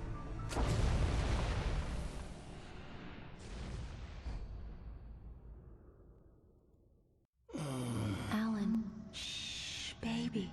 It was just a nightmare. Alice. There you go, Alan. Hartman. I fell. I had to give you a sedative. Don't fight it. You went through another rough period. What? Right now, it's very important that you stay calm. We don't want you to have another episode. You're a patient at my clinic. Have been for a while now. The shock of your wife's death triggered a mental illness. No, you lie. You're suffering from various symptoms of undifferentiated schizophrenia. Bastard. It's okay, Alan. Just let go.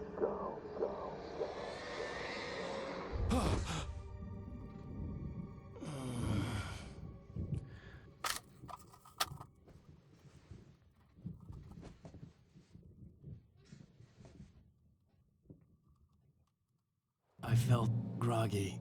Whatever Hartman had bumped in me was making me numb. I felt like this was happening to someone else. Someone I was watching on television.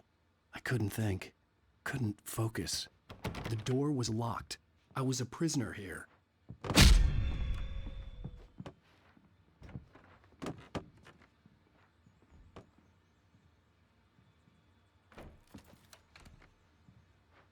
Good evening, Alan. Are we feeling better now? Feeling calm?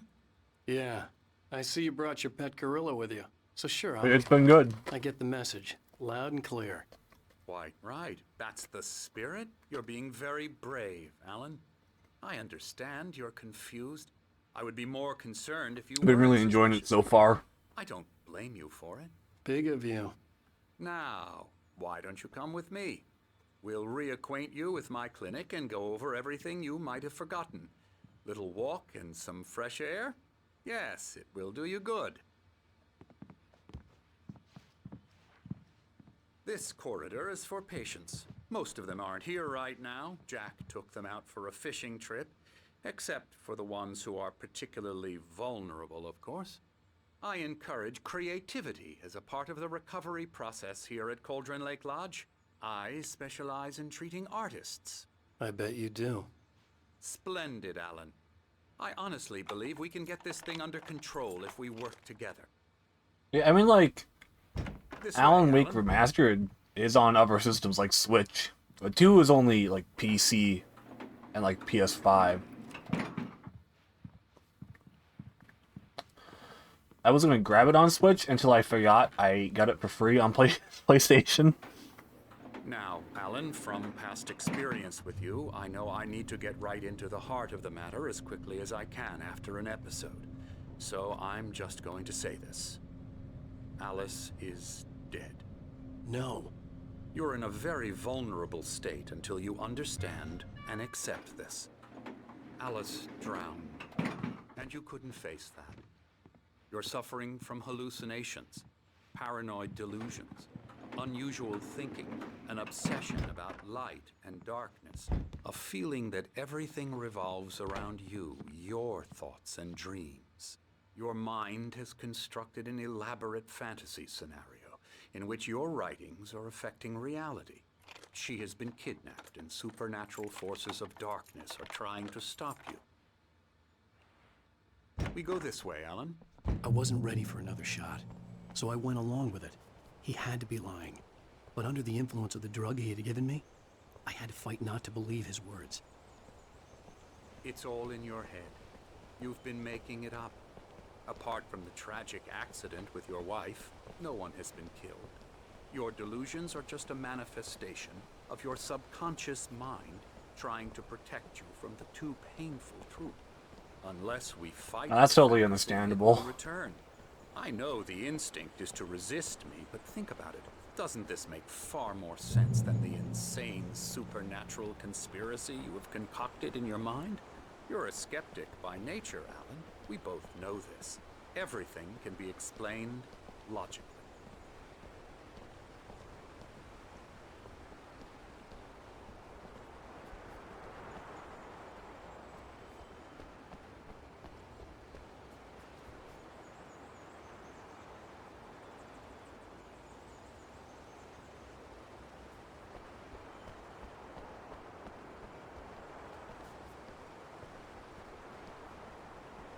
I never get tired of this view. Very inspiring, isn't it? Cauldron Lake spread below us. I could see Mirror Peak on the other side of the lake. I thought I could make out the spot where Diver's Isle had been when I arrived with Alice. Now there was nothing but waves. It seems there's a storm coming. Funny, I don't recall there being a mention of that in the weather forecast. Well, no matter. This way. Follow me. Alan, what I'm telling you is good news. Right now, we're in control. Every time you have a relapse, it gets more and more difficult to resurface from Not at all, really. the depths of your imagination. Not surprising, considering your profession. Imagination is what you work our friends are really like an Alan Wake 2. I want to experience these games. I'm like, no, I'll play one on stream. And like probably the rest of the series of games. Want to admit that you're not well.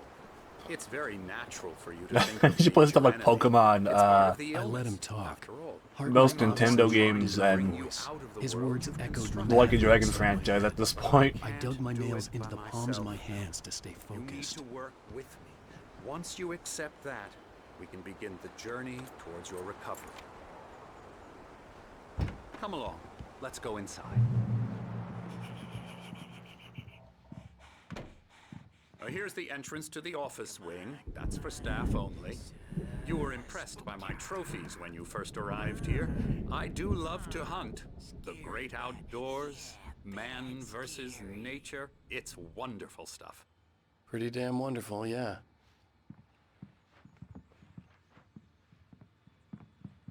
Scary, scary, scary.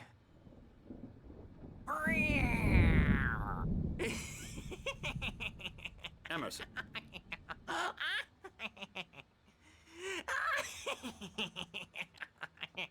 I'm a real bad dream, mister. You should be afraid of me. Don't want to run into me in the night, that's for sure. Please, Emerson. Mr. Wake is confused enough as it is.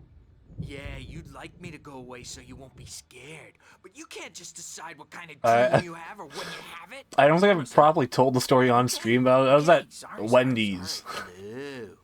Like a couple years ago before that, I would like hit the reset on this channel type of deal. I'm happy to say I was like, he works on. I don't have a catchy name. I got Lemonade. It's trash. Idea right there. It does involve some small creative effort, which makes him receptive to my therapeutic methods. No kidding.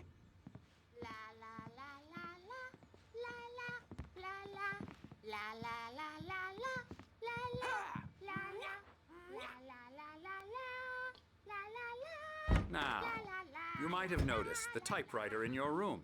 You've been writing as a part of the therapy. As soon as you feel up to it, you should continue.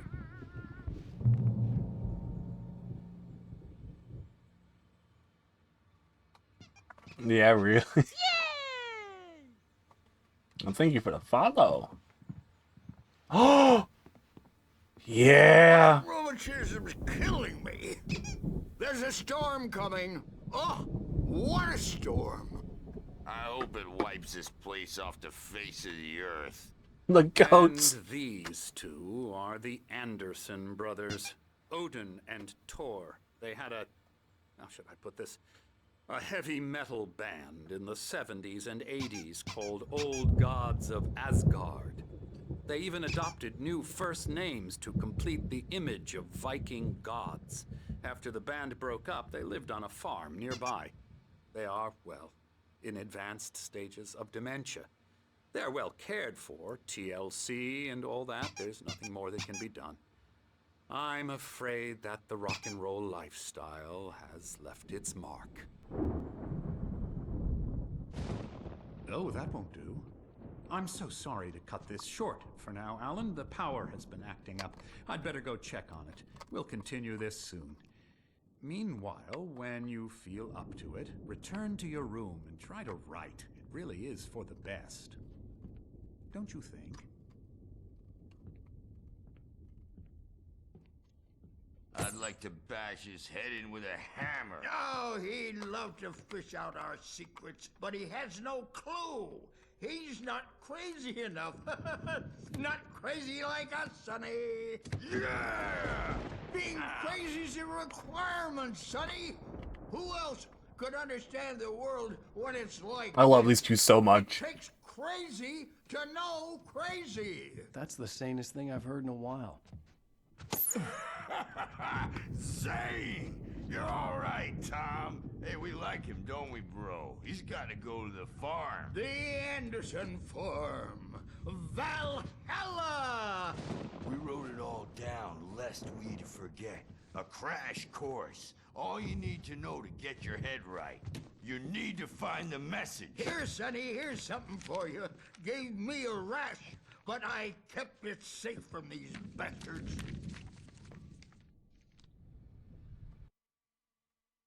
Zane could feel the poems, taking form, shaping things. As he experimented, he imagined he could almost feel the power surging through the keys of the typewriter. It exhilarated him. But there was fear, too. If not for his young assistant Emil, he would have given it up. But Emil convinced him otherwise. He too had a way with words. My head was clearing up, or according to Hartman, I was sinking back into the fantasy. I was convinced he was lying to me. About everything. Crazy or not, the Andersons made more sense. Tom, you got any booze on you? Yeah, no. Sorry, we have guys. a stash of the special stuff at the farm. Our own formula. Local ingredients. Medicine. I'm a bad dream, and you can't wake up. You can't hurt his nightmare. Dr. Hartman was worried about the power again. He's checking on it now. Yeah, good thing he's not overreacting or anything. Well, he's the boss. I may need a hand here later on. Something's Bert. wrong. The storm's bound to make you know I'm not who myself. exactly. You know how they get. It's Scarring by like decent games outside of like graphical problems, and like frame dipping. That's like about it. Always dark outside. My editor is Some of the like best stories around on. This is in Pokemon in general. Probably Black and White too. She was covered in clinging shadows. There's a hole in her chest where her heart should be. I think I've made a horrible mistake. I don't think I'm any closer to saving Alice. It's been lying to me, using me to get the story it wants, and the story will come true.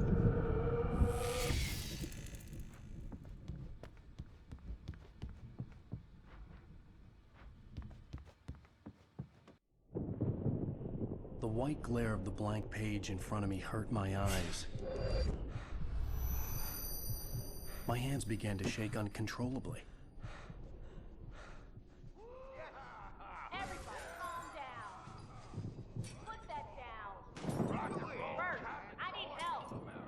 Hey, Wake, you stay here. I'm gonna go see what's up. You just keep doing what you're doing. Be cool, okay? Yeah, I mean, like, grinding is not really a problem with these current games anymore. I didn't know what the chaos was all about, but it could be my only chance of getting out of here.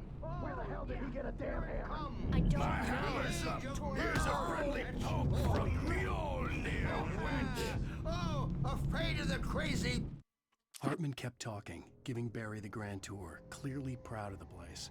He went on and on about his hunting trophies, and Barry was impressed. But he was here on business. He raised his voice, cut through the monologue. Hey, Hartman, where's Al? Hartman stopped in mid-sentence, annoyed at the interruption. He nodded at the hulking orderly standing nearby. The man smiled and clapped a practiced hand on Barry's shoulder. Brothers, are ya? Not so weak now, are we? Sinclair looked bad. That wasn't a love tap. The crazy old fart hit her hard. If she was one of Hartman's goons, she had it coming. I had to get to Hartman's office. He had taken all my manuscript pages. That's where he'd been keeping them. It's my storm. I'm taking it. We're on a comeback tour, baby. Come out and face the music first. The goats relay. I fucking love this tools, man. Let me out of here! Hartman, do you hear me?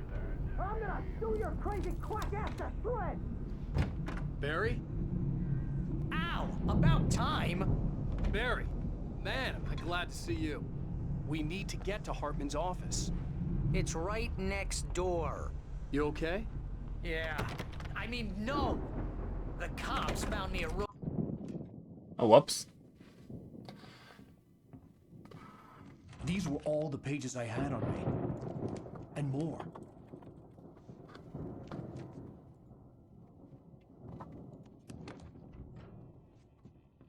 Alan, please. You're sliding back into the... Tell me one more lie and I'll shoot you in the face. Ah, well, it was worth a shot. Really, Wake, come on. Let's work together on this. You have no idea... Hartman, shut up! Barry, get out of here. I'll catch up with you. Get a car. Oh, Al, let's just... Go! Wake, listen to me. This is a mistake. Understandable. Have a good rest of see? your night or Together we day, can create something whatever it is for you. wonderful. With your ability and mine.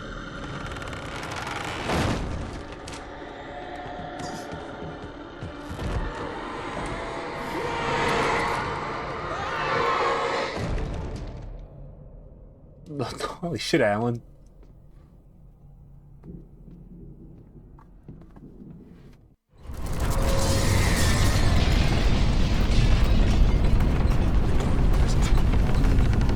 I had to find a way out.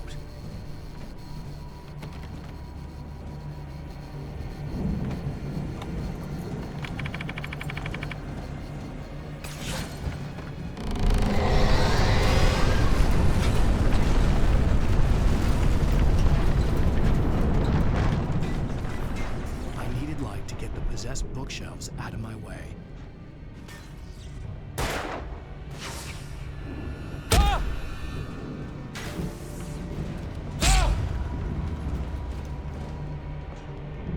Flashlight.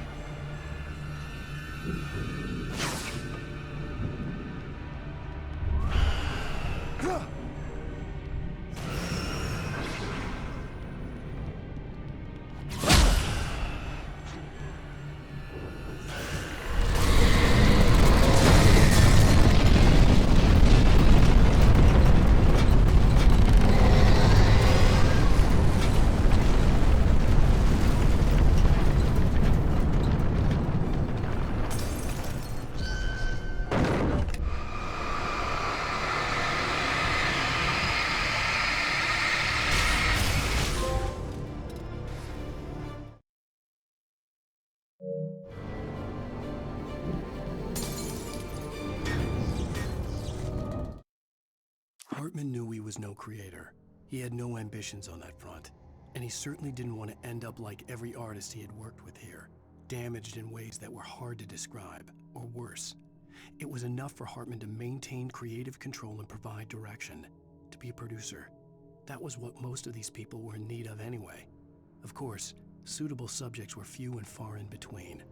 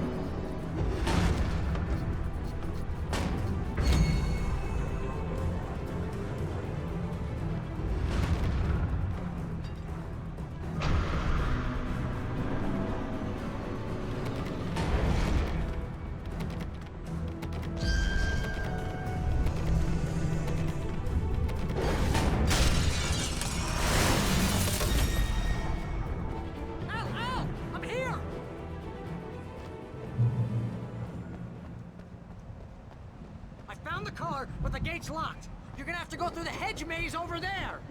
Barry, I don't have a light. Take this, Al. Oh God! Look at the house, Al! Look out! Who the hell is this?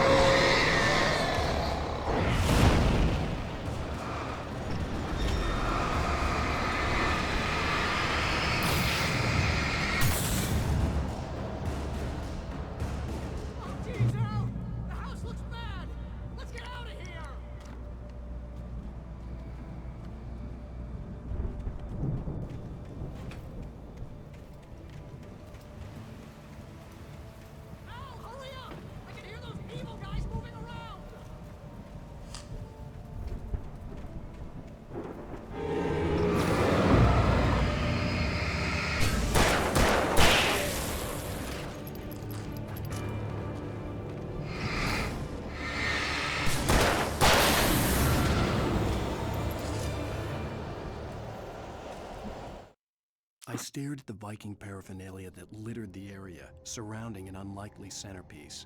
A full-size stage complete with an impressive sound system with all the trimmings, including a dragon. It took a special kind of crazy to build something like this in a remote field. When the sky split open with a deafening boom and the music started blasting, it felt strangely appropriate.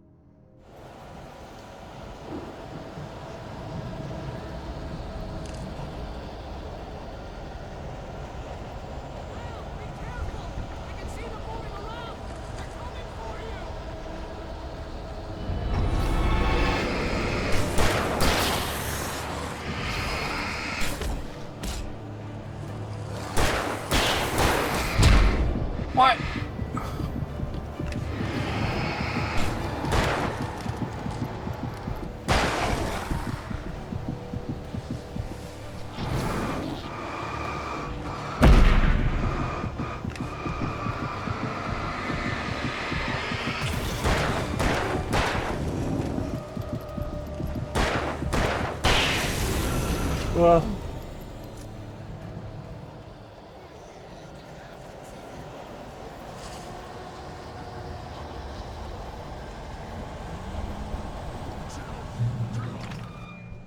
want any fighting. It makes people...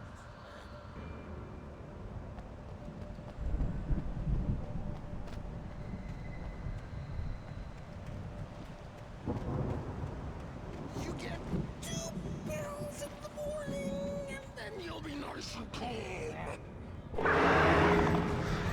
You get 3 pills in the evening.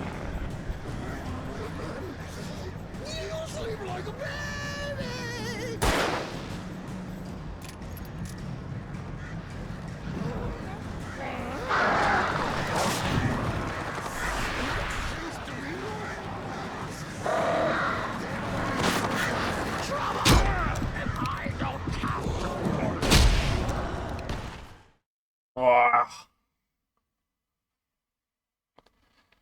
Turn it off.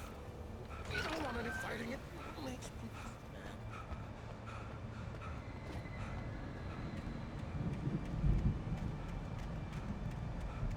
You get 2 pills in the morning, and then you'll be nice and calm.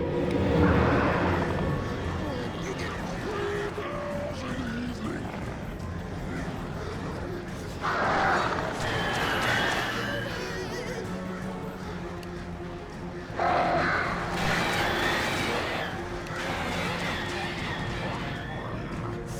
Like things to be. That way we don't have any trouble, and I don't have to punish anybody else.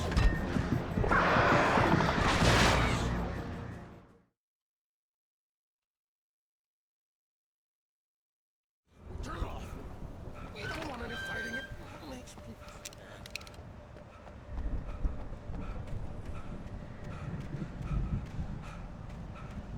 You get 2 pills in the morning, and then you'll be nice and calm all day. You get 3 pills in the evening. Sleep like a baby.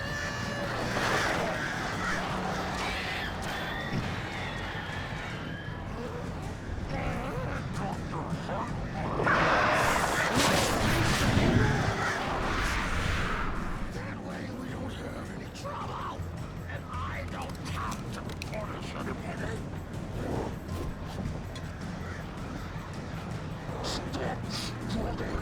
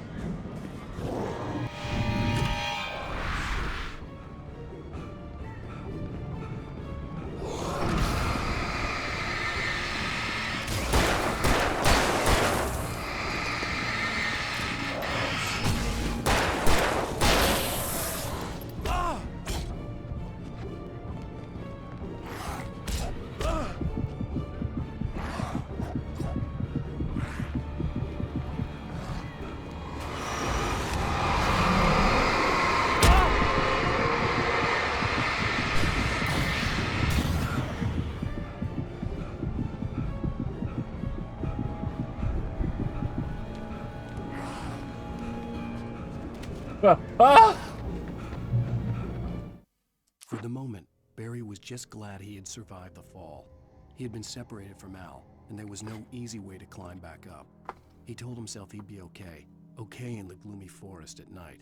He would just have to wait for a while for Al to find his way down. Barry turned when he heard the heavy footsteps and saw the movement. The man-shaped shadow lunged at him from the bushes, an axe held high. Barry screamed and threw up his hand. The world exploded.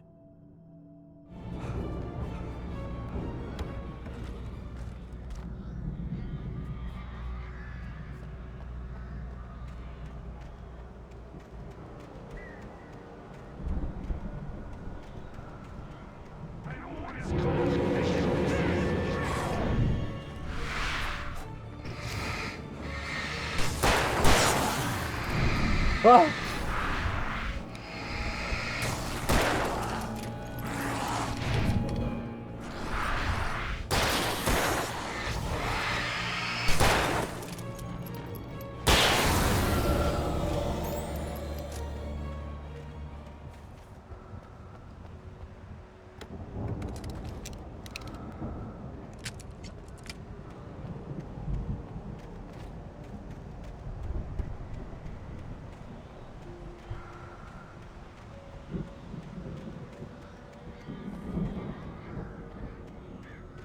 Oh, I see now.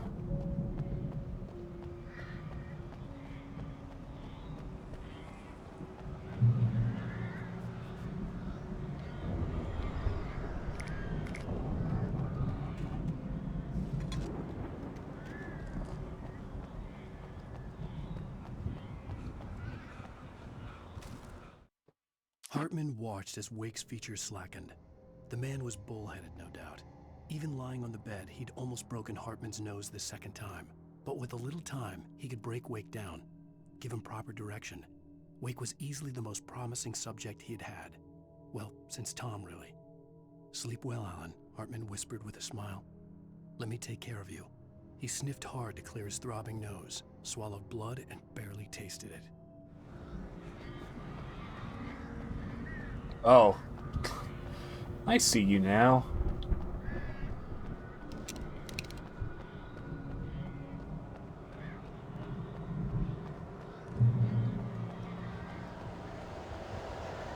Al! You're alive! Let's get out of here. Can you open this gate? Maybe. Barry. Well, I slammed it shut when the Nasty showed up, and the key fits kinda loose in the lock, so, Barry! I'll find it! Don't worry about it!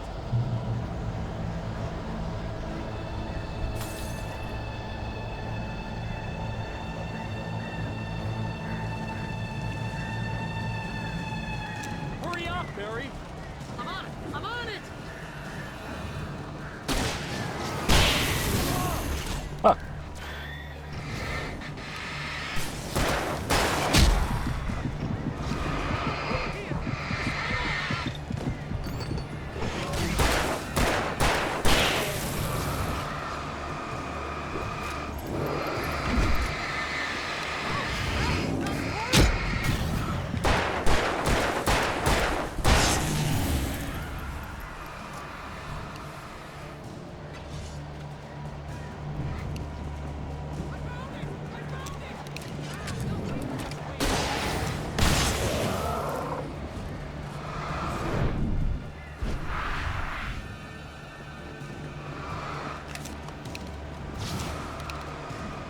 Here it is! Al, I found the key!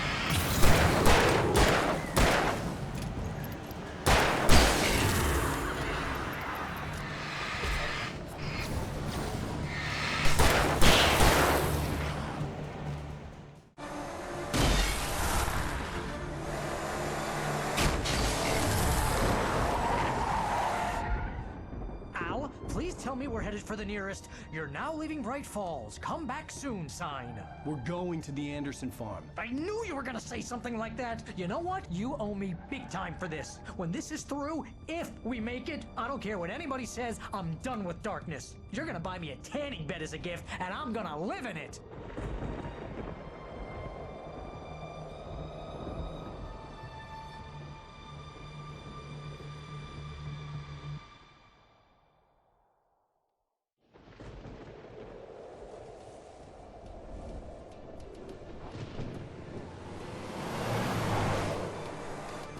I'm crazy, but that's fine, Barry.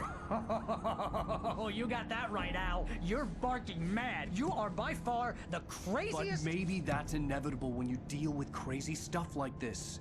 It helps.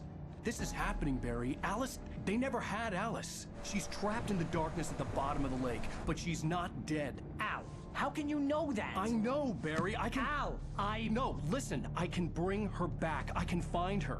There's something special about this place. The lake, it does something to the works of art created here. It makes them come true. But there's a catch. The dark presence, whatever that thing is, twists it to its own ends. That's why all of this is happening. It's using my manuscript to take over everything. Al, I believe you. It happened to Thomas Zane before, it happened to the Andersons. I believe you. Crazy or not, you're not delusional. Weird shit's going down. That's a fact. I'm on board, man. I'm with you. The Andersons knew about it, but they were too far gone to tell me with all the drugs they were on. But they wrote it down. There's a message somewhere at their farm, Barry. We just need to find it. Look out!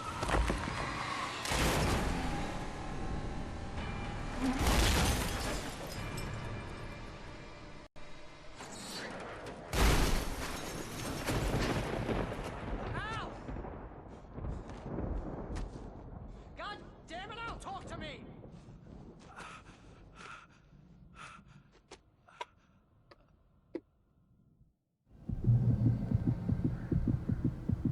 I had lost my gun in the crash. Barry was nowhere to be seen. Barry! Barry! Oh, man, you're okay! Jeez, it's good to hear your voice! I was trying to get out of the car, but the ground gave way! Man, what a drop! Don't worry, your cutout is fine. Forget that! Are you okay? I hit some bushes, didn't get a scratch. There's no way you can climb down, though. It's like a sheer wall.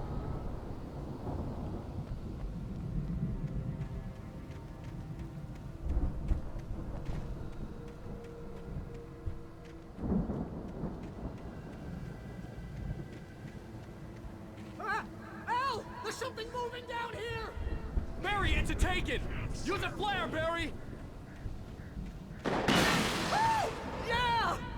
Barry, are you alright? I'm good, Al! I'm great! Guess you never messed with anyone from New York City before, huh? You're gonna have to find your way around to the farm, Al! I'll be waiting! Barry, just wait for me, okay? Al! I'm not staying here! It's suicide! I'm going to the farm! I'm gonna go ahead and secure the area! You can catch up! Don't worry about it! I'm on the case! Now he's Rambo. This would turn into a disaster if I didn't catch up with Barry.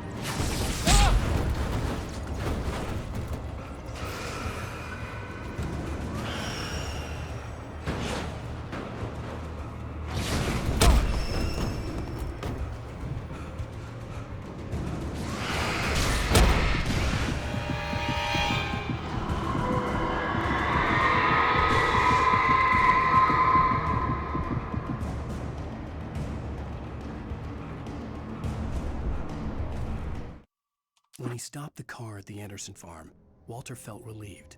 Oblivion was close at hand. The brothers wouldn't miss a jar of moonshine or two in the booby hatch. But then he saw the man on the porch, and he knew who it was. Driving for his life and knowing it was useless, he didn't realize he was crying until he couldn't see the road for the tears.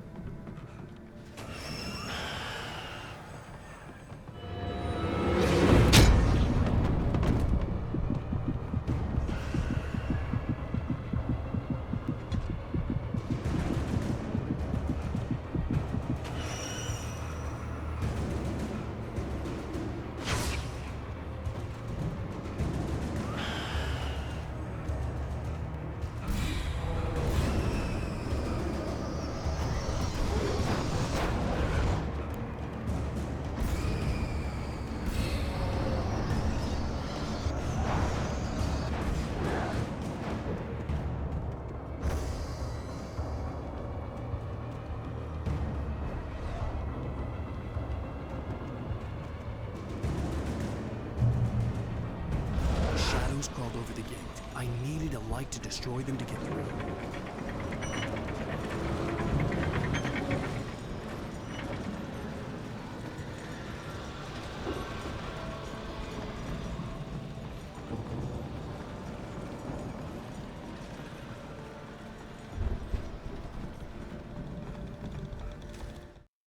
Agent Nightingale stared at the passed out rider.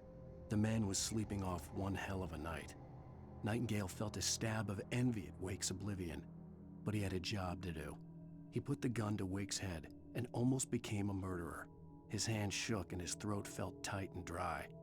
Biting his teeth, he tried again to pull the trigger. He lost the nerve. Wake stirred. Nightingale would have to settle for an arrest.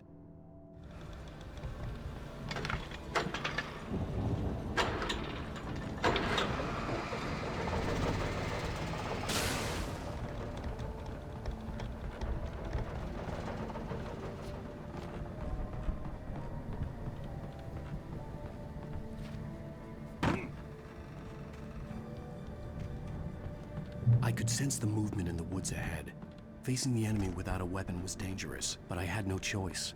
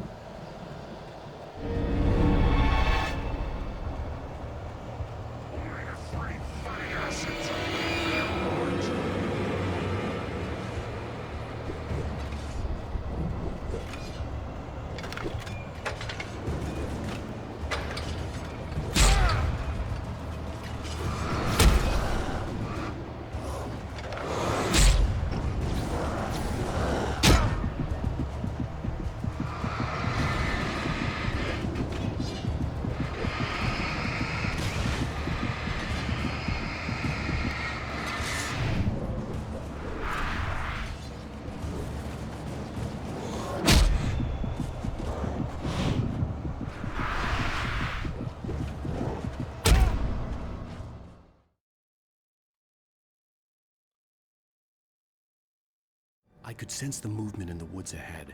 Facing the enemy without a weapon was dangerous, but I had no choice.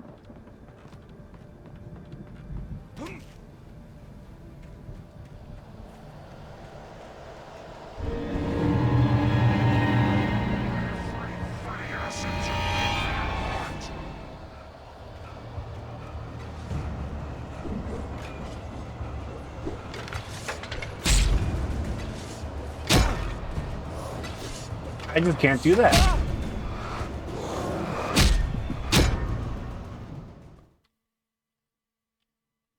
Time to ignore that, I guess. I could sense the movement in the woods ahead. Facing the enemy without a weapon was dangerous, but I had no choice.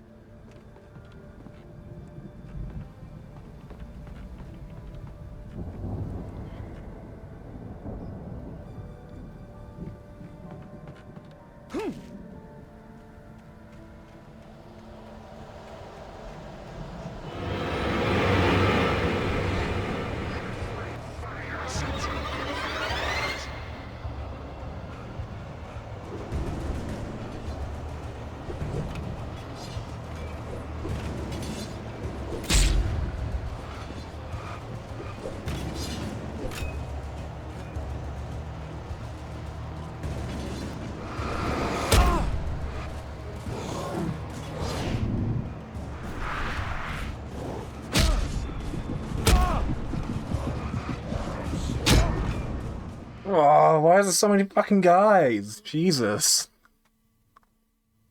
I could sense the movement in the woods ahead. Facing the enemy without a weapon was dangerous, but I had no choice.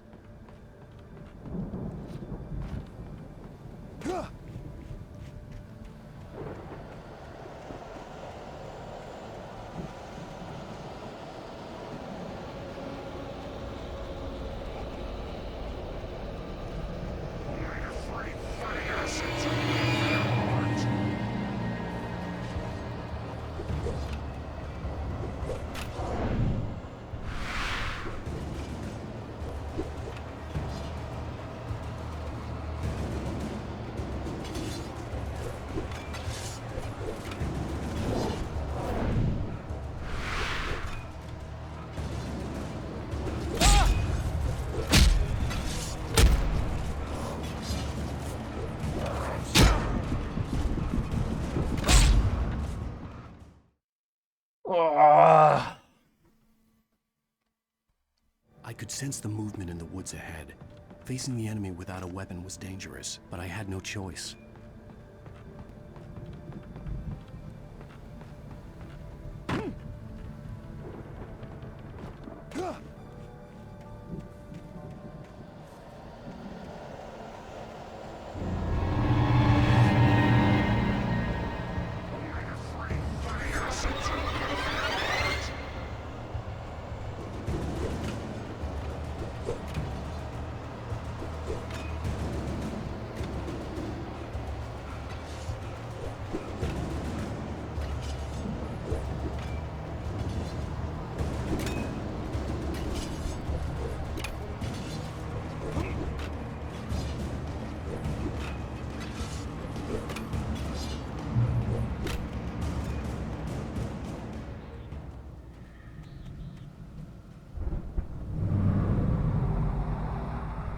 Was driving away from the farm, headed in the same general direction as I was. For all I knew, it was Barry, caught in the consequences of leaping before looking.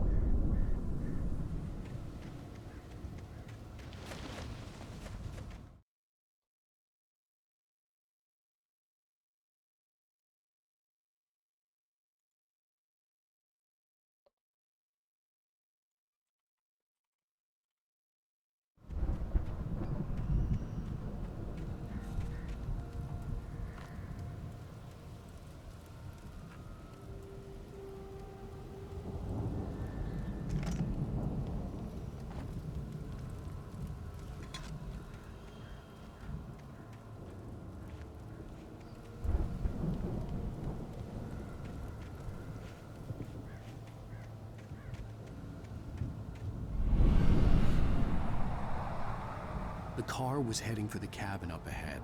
It wasn't far. If it was Barry, I would see the damage soon.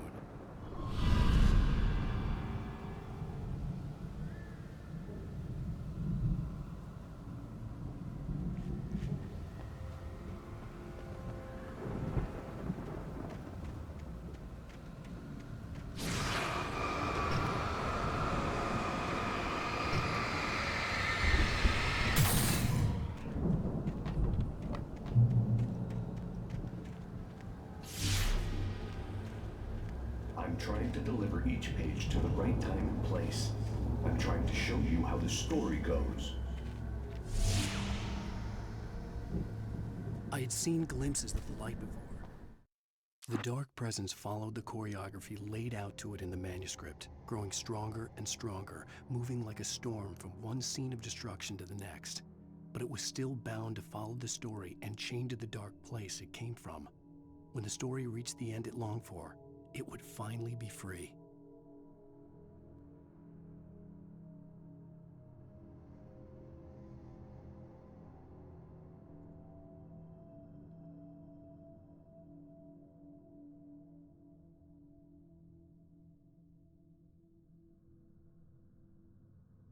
I had seen it in my dream.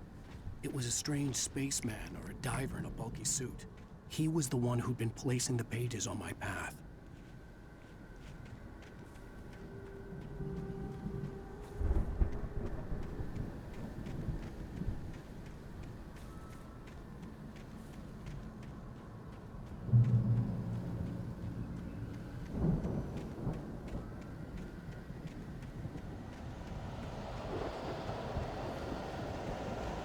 I want that.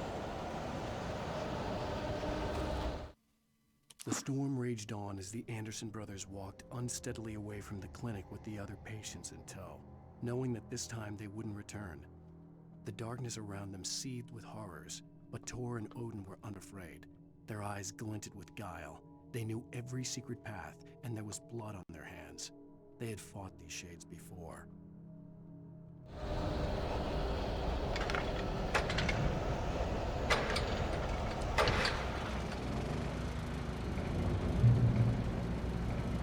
Someone had left a gun behind.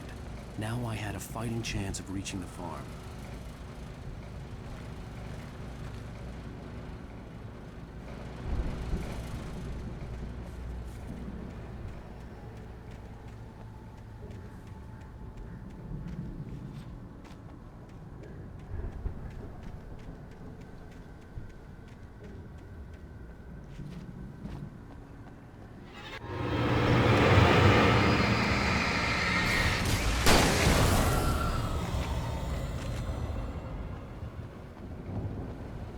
I want that.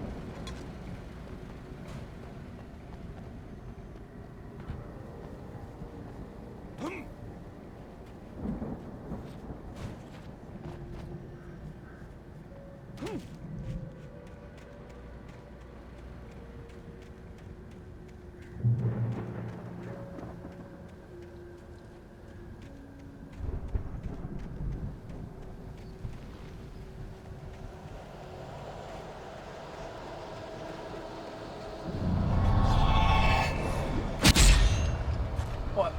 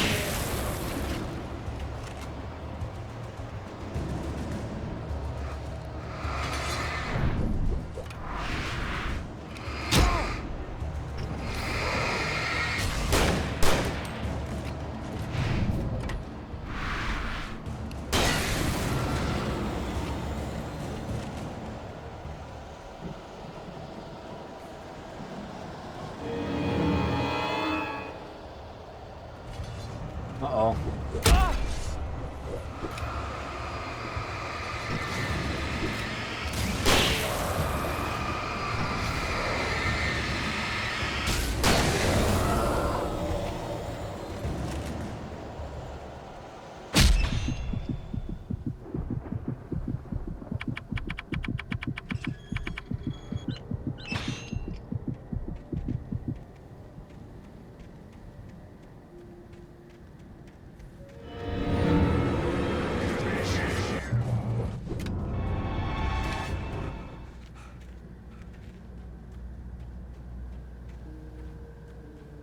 I could see the car, but there was no sight of the driver.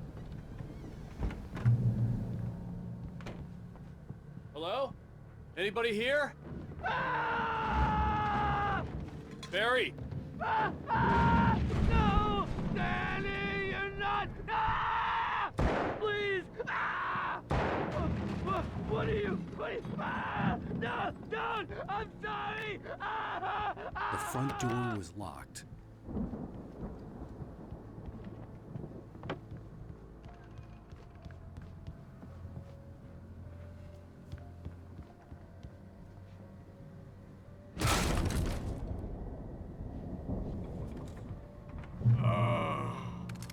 I know you.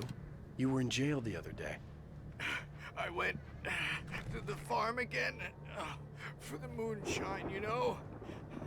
It makes you see. They're not gonna miss it. They're in the loony bin. But my buddy, Danny, I lost him. Something's gone wrong with him. It's not him. Like a real bad follow-up to a real good movie. The best friend's suddenly the bad guy. Who wrote this crap anyway? I'm sorry.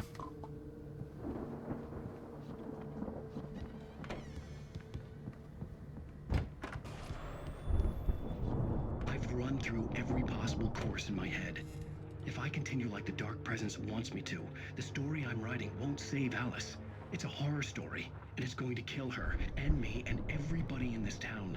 No one will survive. Darkness will consume everything. This is what it's wanted all along. It will be free, unstoppable. It used Alice to get to me, dangled her in front of me to keep me going. It was never going to release her. I'm going to change this. I'll escape. I've written myself into the story. I'm now the protagonist. This feels like a terrible risk, but it's the only way to save Alice. I'll be bound by the events of the story just as much as anyone else who's been woven into it. The story must stay true for this to work. There have to be victims along the way, near escapes, cliffhangers.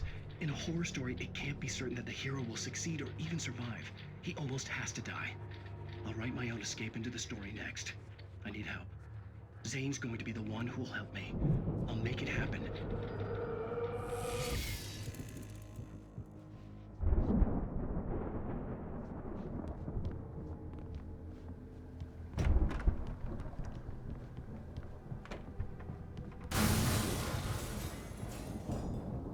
Farm animals aren't pets.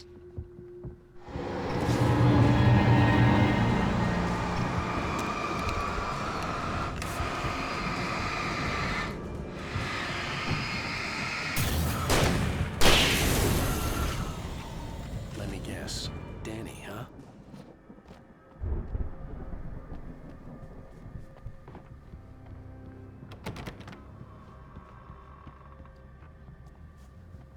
The farm was still a good distance away. I'd need a car to get there fast. If Barry wasn't up here, he was probably in trouble down at the farm. For a moment, I felt bad for doubting him. After all, I made it this far myself. But Barry was Barry.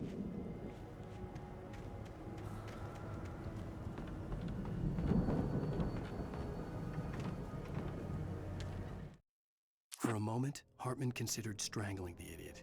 Mott was mean-spirited, but easily manipulated, an emotional infant who lived for his approval.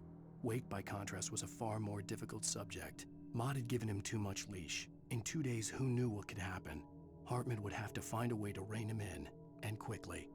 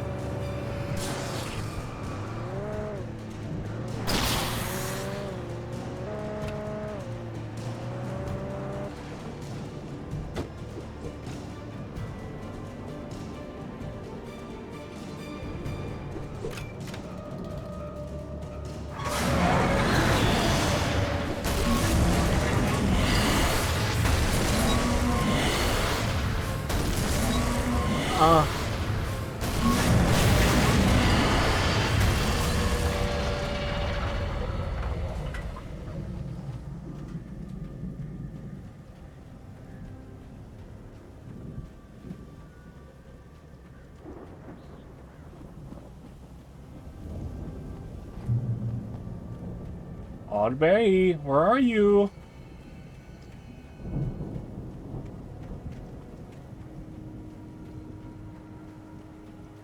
I'd known the brothers used to be some kind of rock stars, but it hadn't really sunk in until I saw the stage.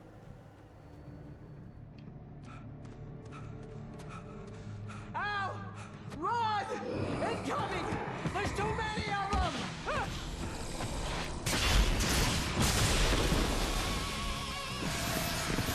What? God damn.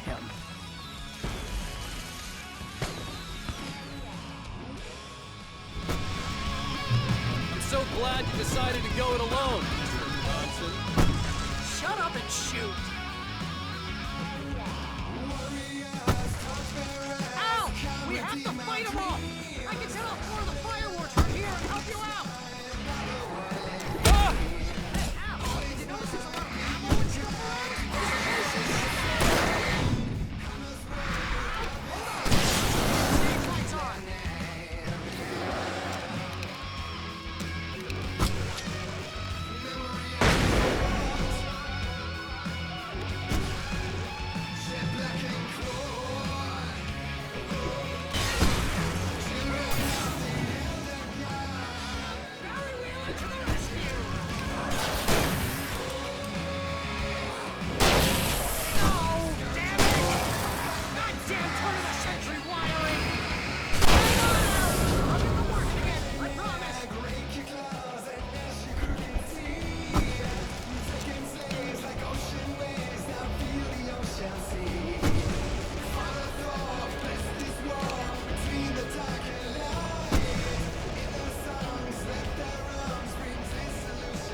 Whoa!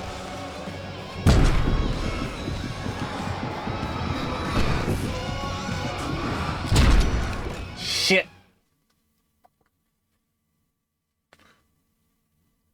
I'm so glad you decided to go it alone, Mr. Johnson. Shut up and shoot! Ow! We have to fight them all! I can set off more of the fireworks from here and help you out! Hey, ow! Did you notice there's a lot of ammo and stuff around? This place is stopped! Ow! Hold on! I'll try to get the stage lights on!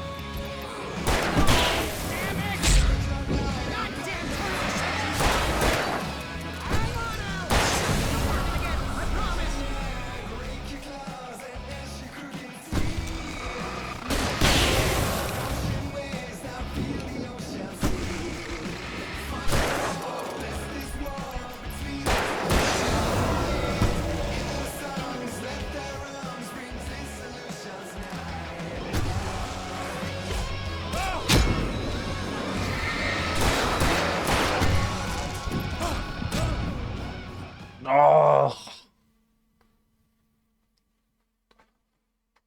I'm so glad you decided to... I'm a lot of achievements there.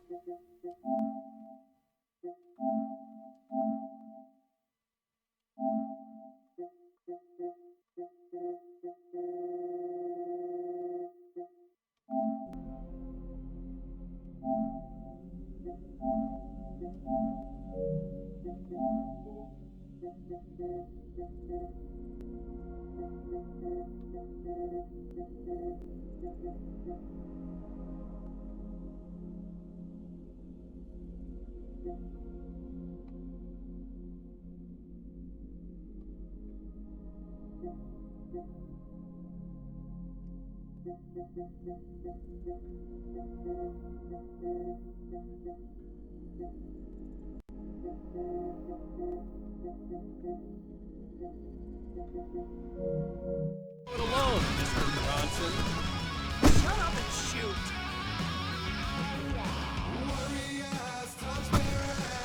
Ow!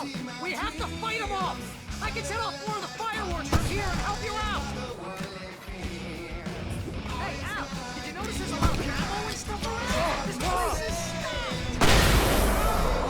I'll try to get the station.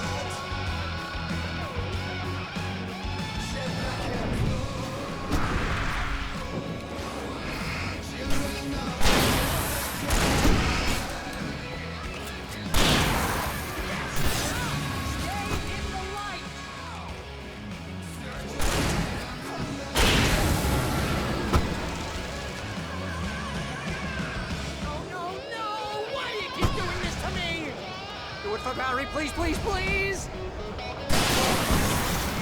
Ooh!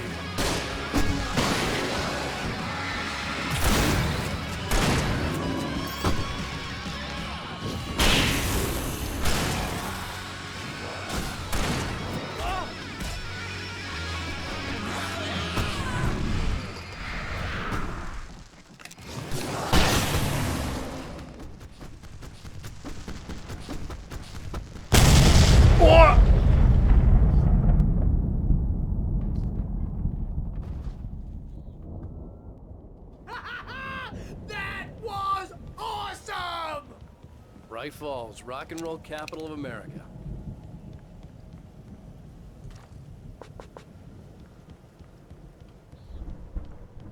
Hey, Al! This way to the farm!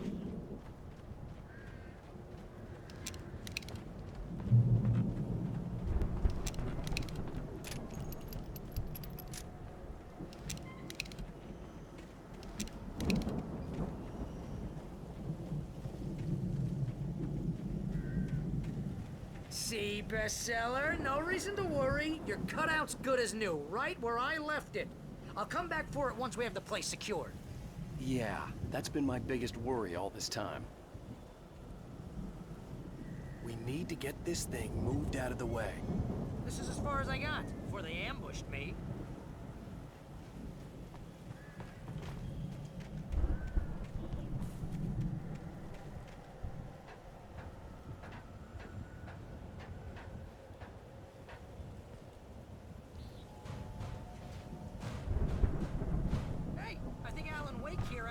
say. What's that, Al? I'm Alan Wake. I'm always right about everything. And if I don't get my way, I'll sulk all day long. I'm always intense and moody. It makes me very attractive and mysterious. Right now, I'm just standing here because I need my best friend Barry to carry me. But that's okay. I can just take him for granted. I think I see what you did there. Yeah, it was pretty good. You want me to do my imitation of Barry Wheeler? No?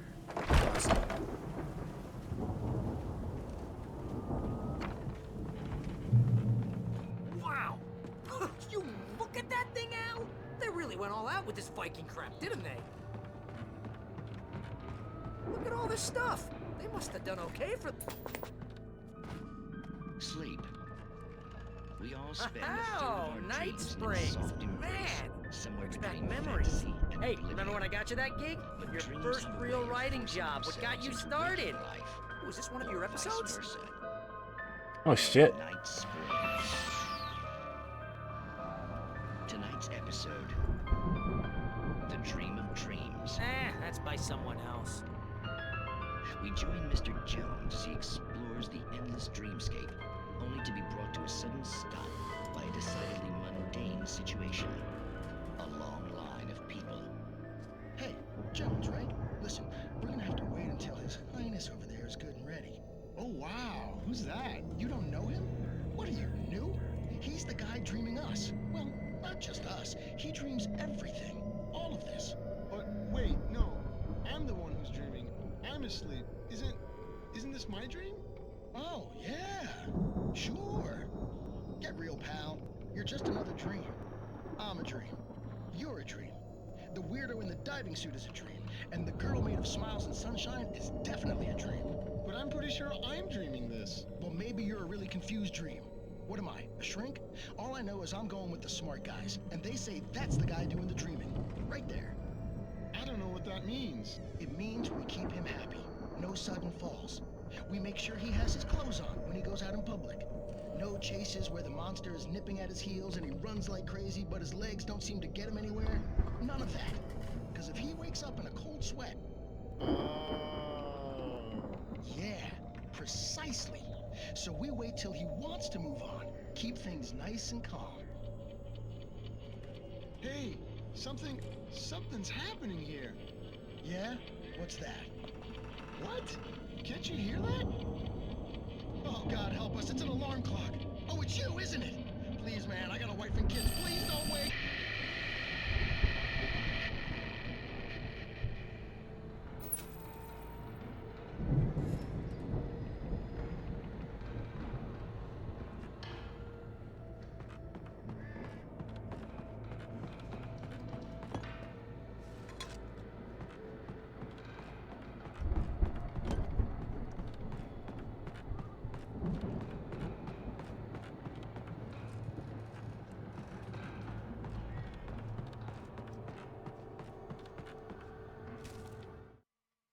It's 1976. Madness reigns at the Anderson farm. Contrary to all logic, the headiest ingredient of their moonshine is unfiltered water from Cauldron Lake. The Andersons feel like gods. Odin can't stop laughing. He contemplates cutting his eye out. Tor runs across the field, naked, shrieking, hammer in his hand, trying to catch lightning. Their songs have power. Something ancient is stirring in the depths, coming back.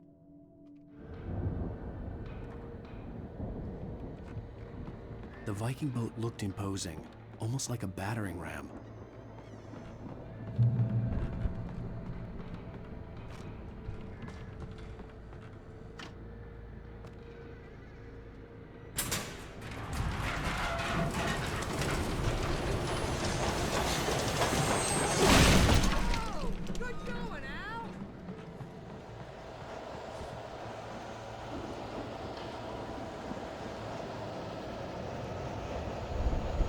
Long Beach.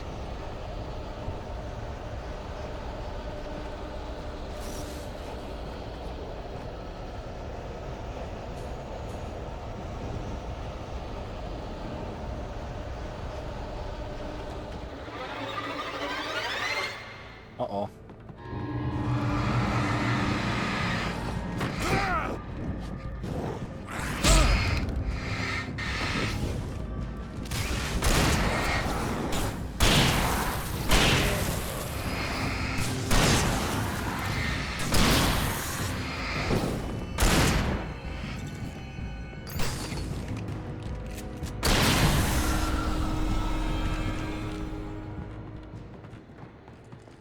Barry, you okay?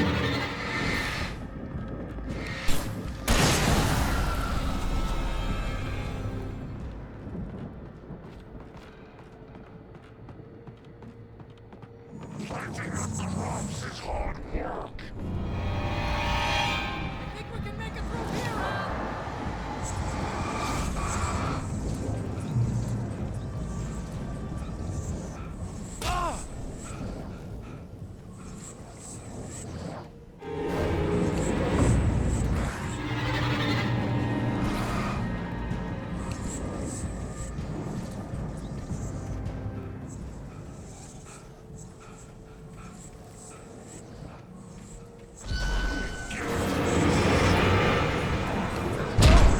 Ah.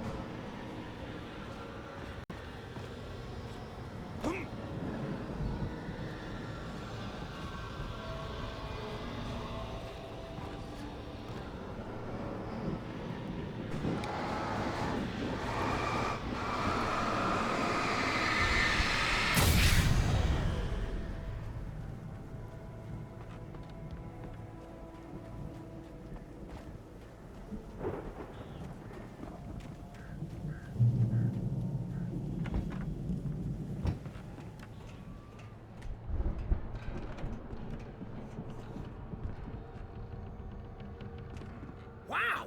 Those geezers had quite a production going on. Ooh, you know what, Al? If we make it through this alive, I'm gonna start representing them. Yep, sell this stuff online, maybe get a reality show going, release a new single. Good luck with that, pal. The door was barred from the other side. Here, okay? I'd have I'm to gonna take a find closer another look at way. this stuff.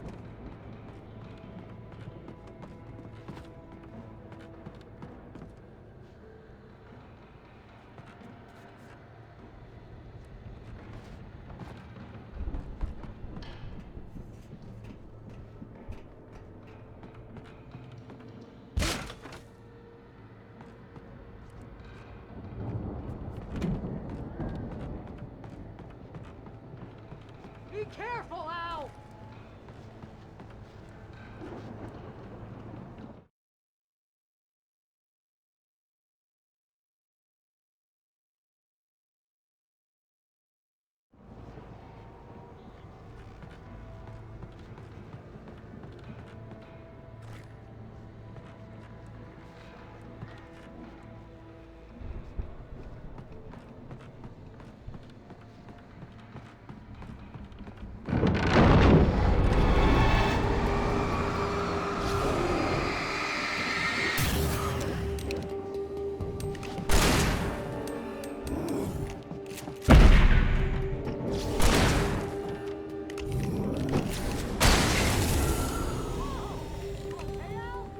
I'm good. Keep your eyes open, okay?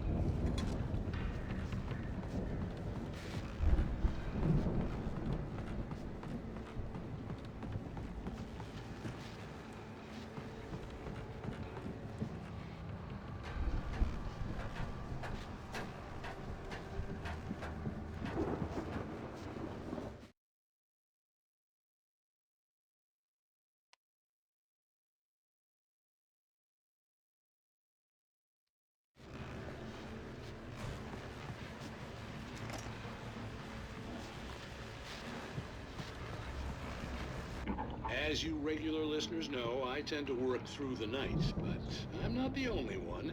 Deputies Mulligan and Thornton are taking a couple of moments off their busy schedule to join me here in the studio. Boys, how busy are you now? Deerfest is almost here, isn't it? I bet that keeps you in business. Pretty busy, yeah. Actually, Pat, we've been real busy with other stuff, which concerns an ongoing investigation. We can't talk about that, Thornton. I wasn't gonna say anything. I was just saying we got, other irons to fry. And how would you compare your workload to last year's? Things have seemed relatively peaceful to me, but people do tend to get a little wild this time of year. Oh, it's wild, Pat. It's pretty wild. There's been all sorts of trouble this year. Vandalism, fighting, public disturbances. A lot of people gone missing, too. Yeah, it's pretty much the usual stuff, Pat. Just, a lot more of it. Now, is it just me, or does Deerfest get wilder every year? People seem to be more drunk, at least, or they start earlier and younger. Oh, it's definitely not just you, Pat, but... Definitely, Pat. Hey, I'm talking here, Thornton. Oh, shoot, I lost my train of thought. Not just me. Oh, yeah, it's wilder, Pat, but actually most of the trouble seems to be coming from grown men. People who ought to know better, Kids are doing fine this year. Well, that's nice to hear at least. Boys, I want to thank you for stopping by. I'll let you get back to your patrol. Sure thing, Pat. Yeah, sure thing, Pat.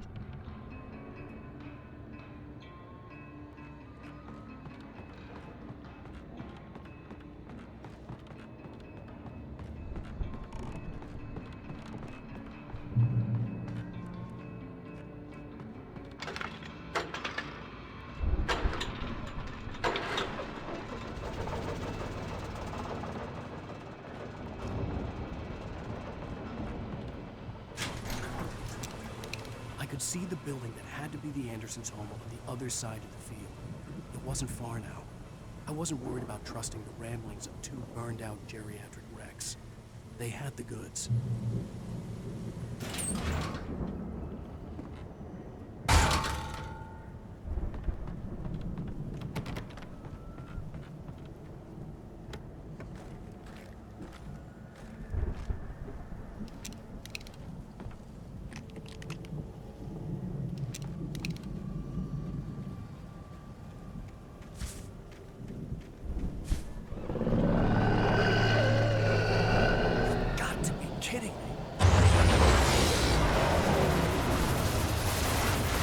What the fuck?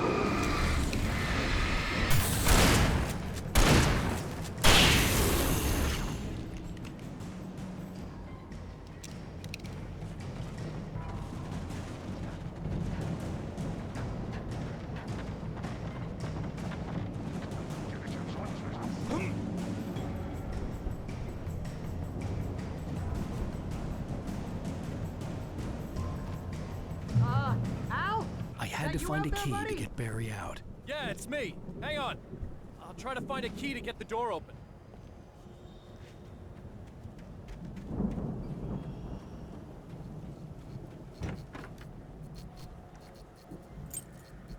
Hey, what's the holdup?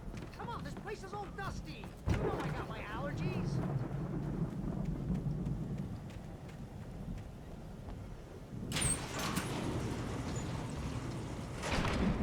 Hey, let's go, man.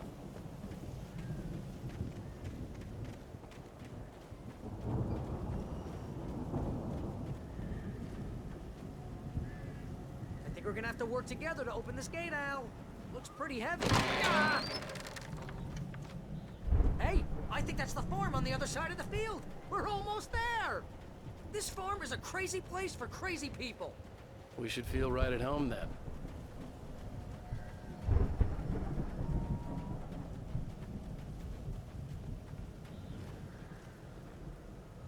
Come on, one more gate.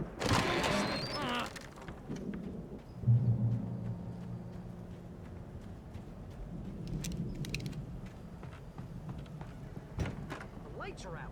I guess we better check the fuse box.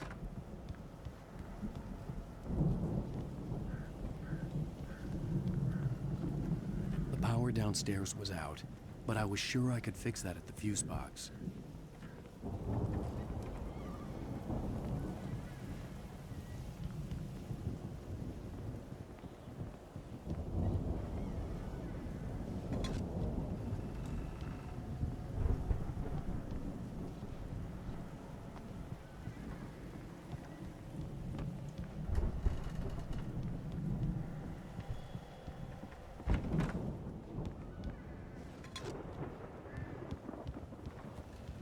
You know, this place looks kind of lived in. I thought the Andersons were in the booby hatch.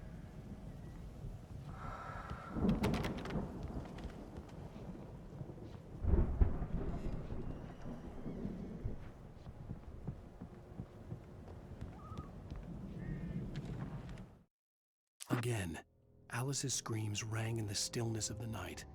I saw myself run toward the cabin, flashlight in my hand. I followed my past self. I was an out-of-body observer, a time traveler in a crazy drunken dream. This was the beginning. The night Alice had disappeared. The mystery of what had happened during the missing week was about to reveal itself.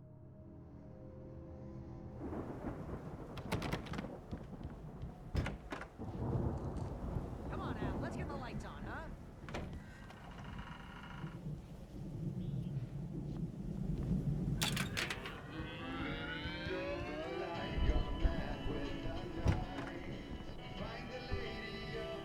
Can you hear that, Al? Music? Of course. We need to find where it's coming from. That's the message the Andersons talked about. That's the whole reason we're here. Lady of the Light? Oh, that's gotta be what's-her-face, the crazy lamp lady from the town. Cynthia Weaver. Right! Must be.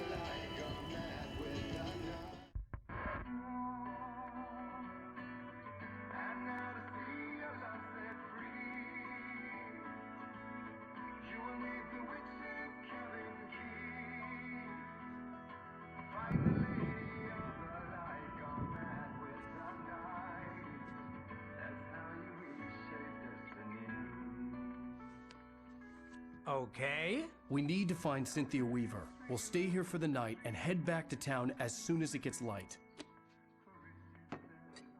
Hey, Al. Lots of hours before dawn. Might as well get some rest. And by rest, I mean drunk. Come on, Barry, this is... Yeah, what the hell?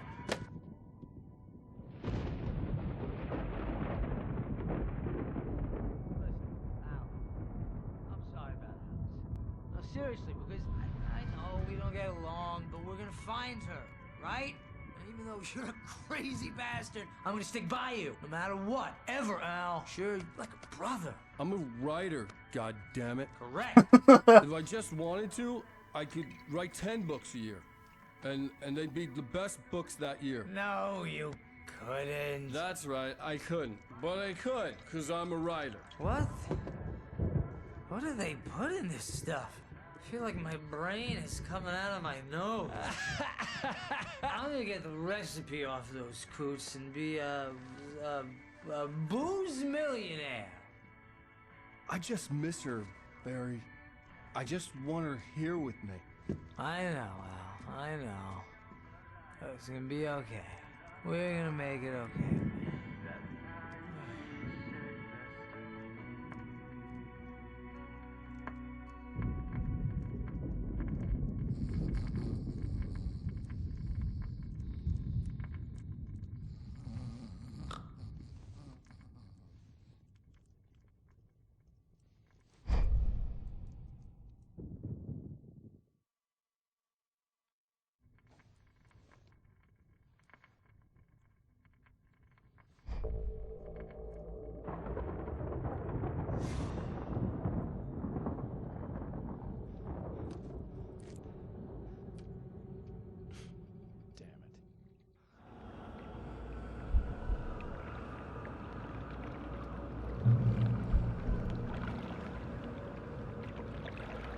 Hi, me.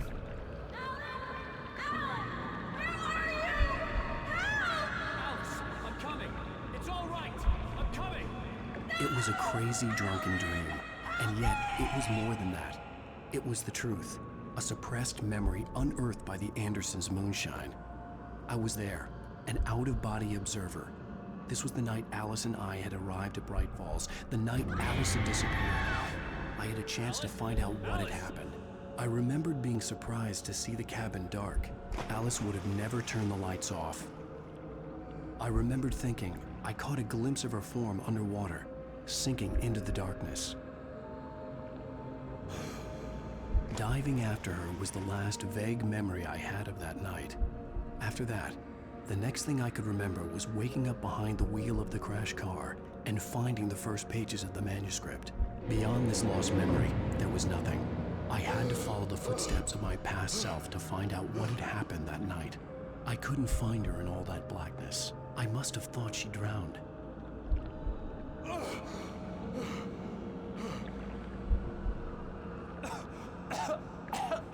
Alice! Jagger had Alice, and so she had me. Alice!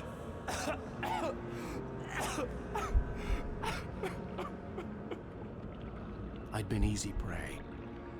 Look at the cabin. Is there someone in the window? Alice?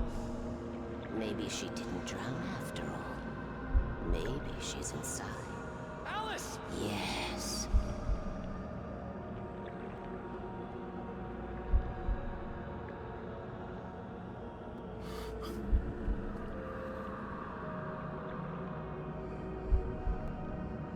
The dark presence had touched me. She had dug her nails into my brain and used me, made me her puppet.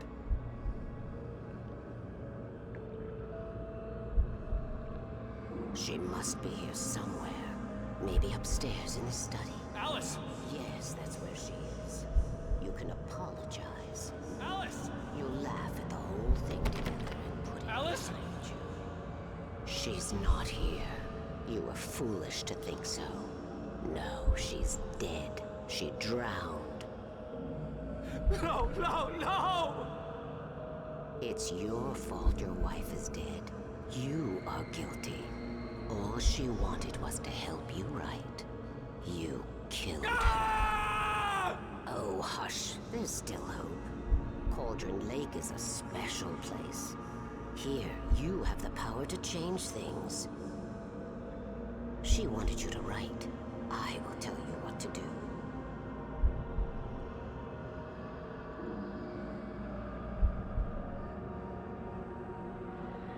You can write her back. The story will come true, and all will be well again. She had Alice, and the manuscript was the ransom for her.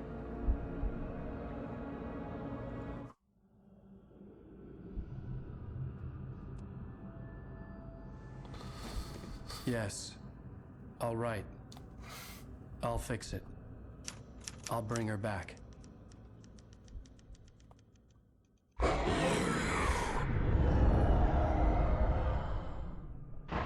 No. I wrote it. I remembered it all now.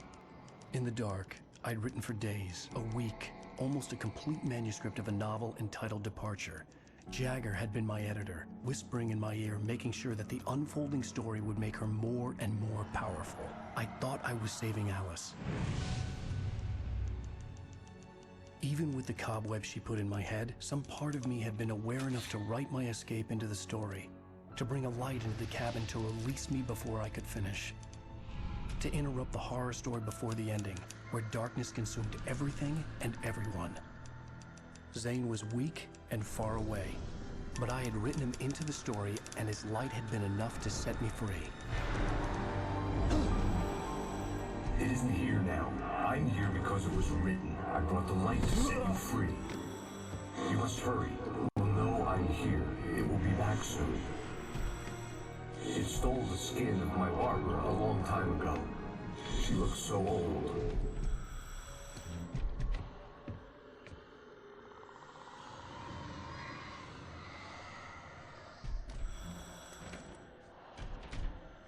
I had woken up, confused and groggy, my mind consumed by darkness and fear. All I could do was to escape.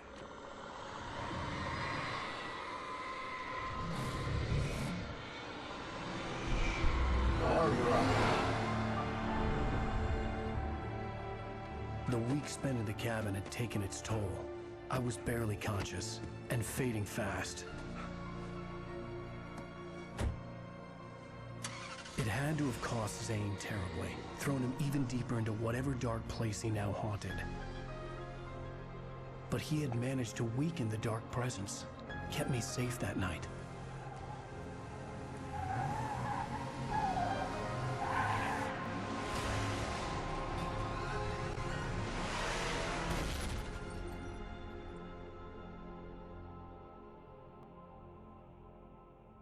I wrote it. It's my fault. That's right, James Joyce. It's your fault, and you're gonna pay for it. Oh, what the fuck?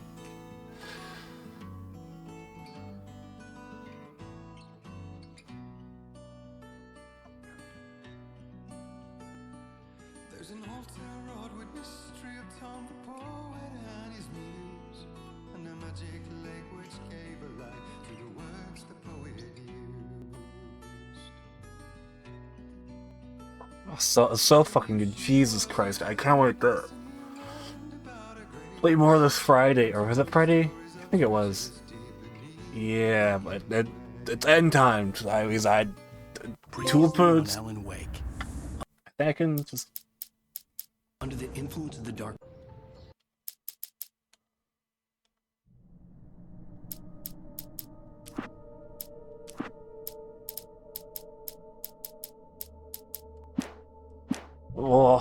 Oh, what a fucking ending, Jesus Christ. I'm excited to see where everything else plays out. Oh, so fucking good.